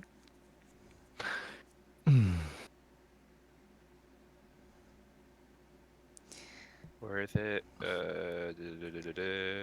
She's just kind of like leaning down on her knees, like doubled over, like. Thank you, Gwen. That was. She just kind of looks at like. She just makes like, a vague gesture at Strahd, like. He knows how to use a sword. That is something I have heard on multiple occasions. Oh God. Did Rahadin teach you how to use a sword? Not all of it. Speaking of which, is it complete? Ah, yes, it is, my lord, my lord. Good. I will get Cyrus's requested. All right, so For you, that's Anya? Thank you, Belagor. all right. And so Rahadin goes inside, and when he goes inside, Cyrus comes out, and Strahd says, "I bid you all a good evening." And he looks at Cyrus, and Cyrus says, "Oh, well, my lord, I was just sad that I was not able to give the sixth course." There was a sixth. Yes, it was white feather goulash. Oh, We can take it to go. yes, we'd love some white feather goulash. It's actually, are we staying the night or are we departing? That does sound quite delicious. In fact, goulash might be my all-time favorite. Strahd thinks to himself for a moment. No, I think you have better places to be. Well, would you mind terribly if we took some to go? Looks to Cyrus. Make preparations. Cyrus goes by. I'm assuming you lock eyes with him for a moment as he's. Mm-hmm. And Strahd says. Also, I have one thing that might be of interest.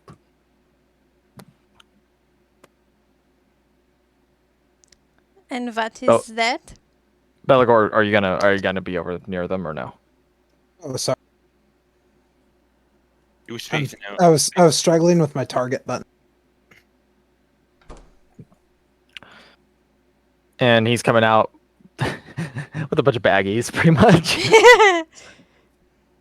And as he's waiting, he's like, "One for you." And as he comes to Lysander, he gestures to the inside the bag, and there is an envelope.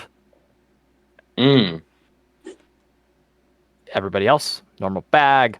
It's essentially a white chocolate dessert. Do I get my breadsticks? What the fuck? Lysander nods. And He has Strahd. the envelope, but makes no moves to reveal it or read it just yet.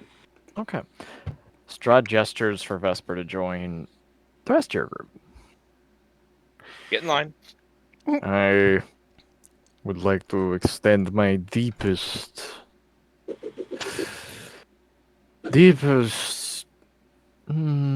No, I don't think that is the correct word to use for this situation. I am happy that you all were able to make it out this evening. One thing, though, I wouldn't expect to see my friend at the bottom of the hill. You'll be waiting a while. Now, have a good evening. And leave. She goes. Gwendolyn gives a curtsy again. Thank you for your hospitality, Strahd. You make my Tepestani blood proud. He nods Yes. his head. Thank you for the hospitality, the good food, and the good duel. I am much appreciative. Nods his head. It was an enjoyable night. Lysander just bows. Vesper. He'd give a nod. He's not even gonna bow to that. All right. And he gestures to basically in this direction. Who's this bitch? Fucking Gwendolyn leans into Belagor. I need your help with something. All right. After. When we get out. I hope you were all watching as I was doing the duel, because that information is going to come in handy, I feel. Ooh. Yeah, he's terrifying. Hold I'm up. very Stop. scared. Everybody stop. Lysander, do you need help? I'm presently stuck where I'm standing, but I think I'll be able to move soon. Okay. If you want, I could just because I'm just gonna move you. Yeah, you might just move me at this point. Okay. So as you guys all leave through immediately the drawbridge. All right. What the hell? Why is it keep moving you back there? That's weird. The drawbridge immediately lifts up and like off of the last foot, if that makes sense. Like it leaves it and closes behind you along with the giant gate. As you all are met by the carriage once more to take you down the hill. And that is where we're going to be ending game for tonight. And I will be doing a post. Random combat encounter. I would actually know. I was gonna ask small. I need to do something with Oh yeah. Do you all have some? If any of you have some small things before I kind of close this out and then open up RP campfire? Yeah. Belgo, Yes. how does that sending magic of yours work? Well, I send a message to someone, and telepathically they can respond to me. Can you send one to Cedric? Nope. I don't think that I can. Why God not? damn it! Send one to Esmeralda. Why We've can't? left. Wait. Why not? I've never met the man. If you saw what he looked like, could you send it? Probably not. I need some sort of physical connection to a person. He holds up the lock of hair. That's not gonna work. That's not gonna work. God damn it, man! Send a message to Esmeralda. Let her know that we've left. All right, I'll do that. Okay, sending. And one more thing. Lysander fishes out the envelope from his gift bag and reads the contents out to everyone. Okay. The contents is that do not be alarmed. I have served you dinner, and I am also going to be helping you. Castle Ravenloft very often is left empty. Being able to sneak inside is not that hard, as long as Strahd is distracted from something else. If you need to get inside Castle Ravenloft for any reason, hang a white piece of clothing on a tree outside the castle gates, and I will open and let down the drawbridge as well as the wrought iron gates and pull those up. Signed, Cyrus Bellevue. P.S. Please find my brother Cloven. Oh no. The sending spell for Esmeralda. Yeah. You get in return. I've been caught. Oh, Oh, that's not shit. good. I've got some bad news, gang. And what is that? Esmeralda's been caught. Do you It think that's what Strahd meant when he was talking to Ranamun? Ramin? What is his name? I know he said, "Oh, we're Oh, doing." Dean. Rahadin! He said not to expect his friend, our friend, to meet us at the bottom of the hill. So that's what he meant. You also get another bit of information out of this ending. Find Van Richten. She also says, find Van Richten. I would ask if Van Richten has anything that Esmeralda knows if Van Richten has anything specific. At which point, the window unfortunately closes. That's all I can get. I'm sorry. But isn't that her master? Isn't that the man I believe so. the monster hunter? We have to go back to we have. Didn't you say we're supposed to? There was hints in maybe one of the carts, the carnival carts. Indeed. There's so much to do. Right. That's and Gwendolyn is like, they have him. Strahd has him. Strahd has Cedric. Yes, Gwen, we know. Gwen looks very like, excuse me. And also, the black carriage with the horses come once more. Okay. With that, though, that's where we're ending game tonight. Woohoo! Okay. Well, So, hold up. I think that this will be the proper time to say goodbye to our people who are watching and all that, who've basically gone through this entire little journey with us in this episode. thank you for your loyalty, and we love you guys. Yes, thanks for watching. And yeah, thanks for coming on the ride. Yes. Bye. Bye.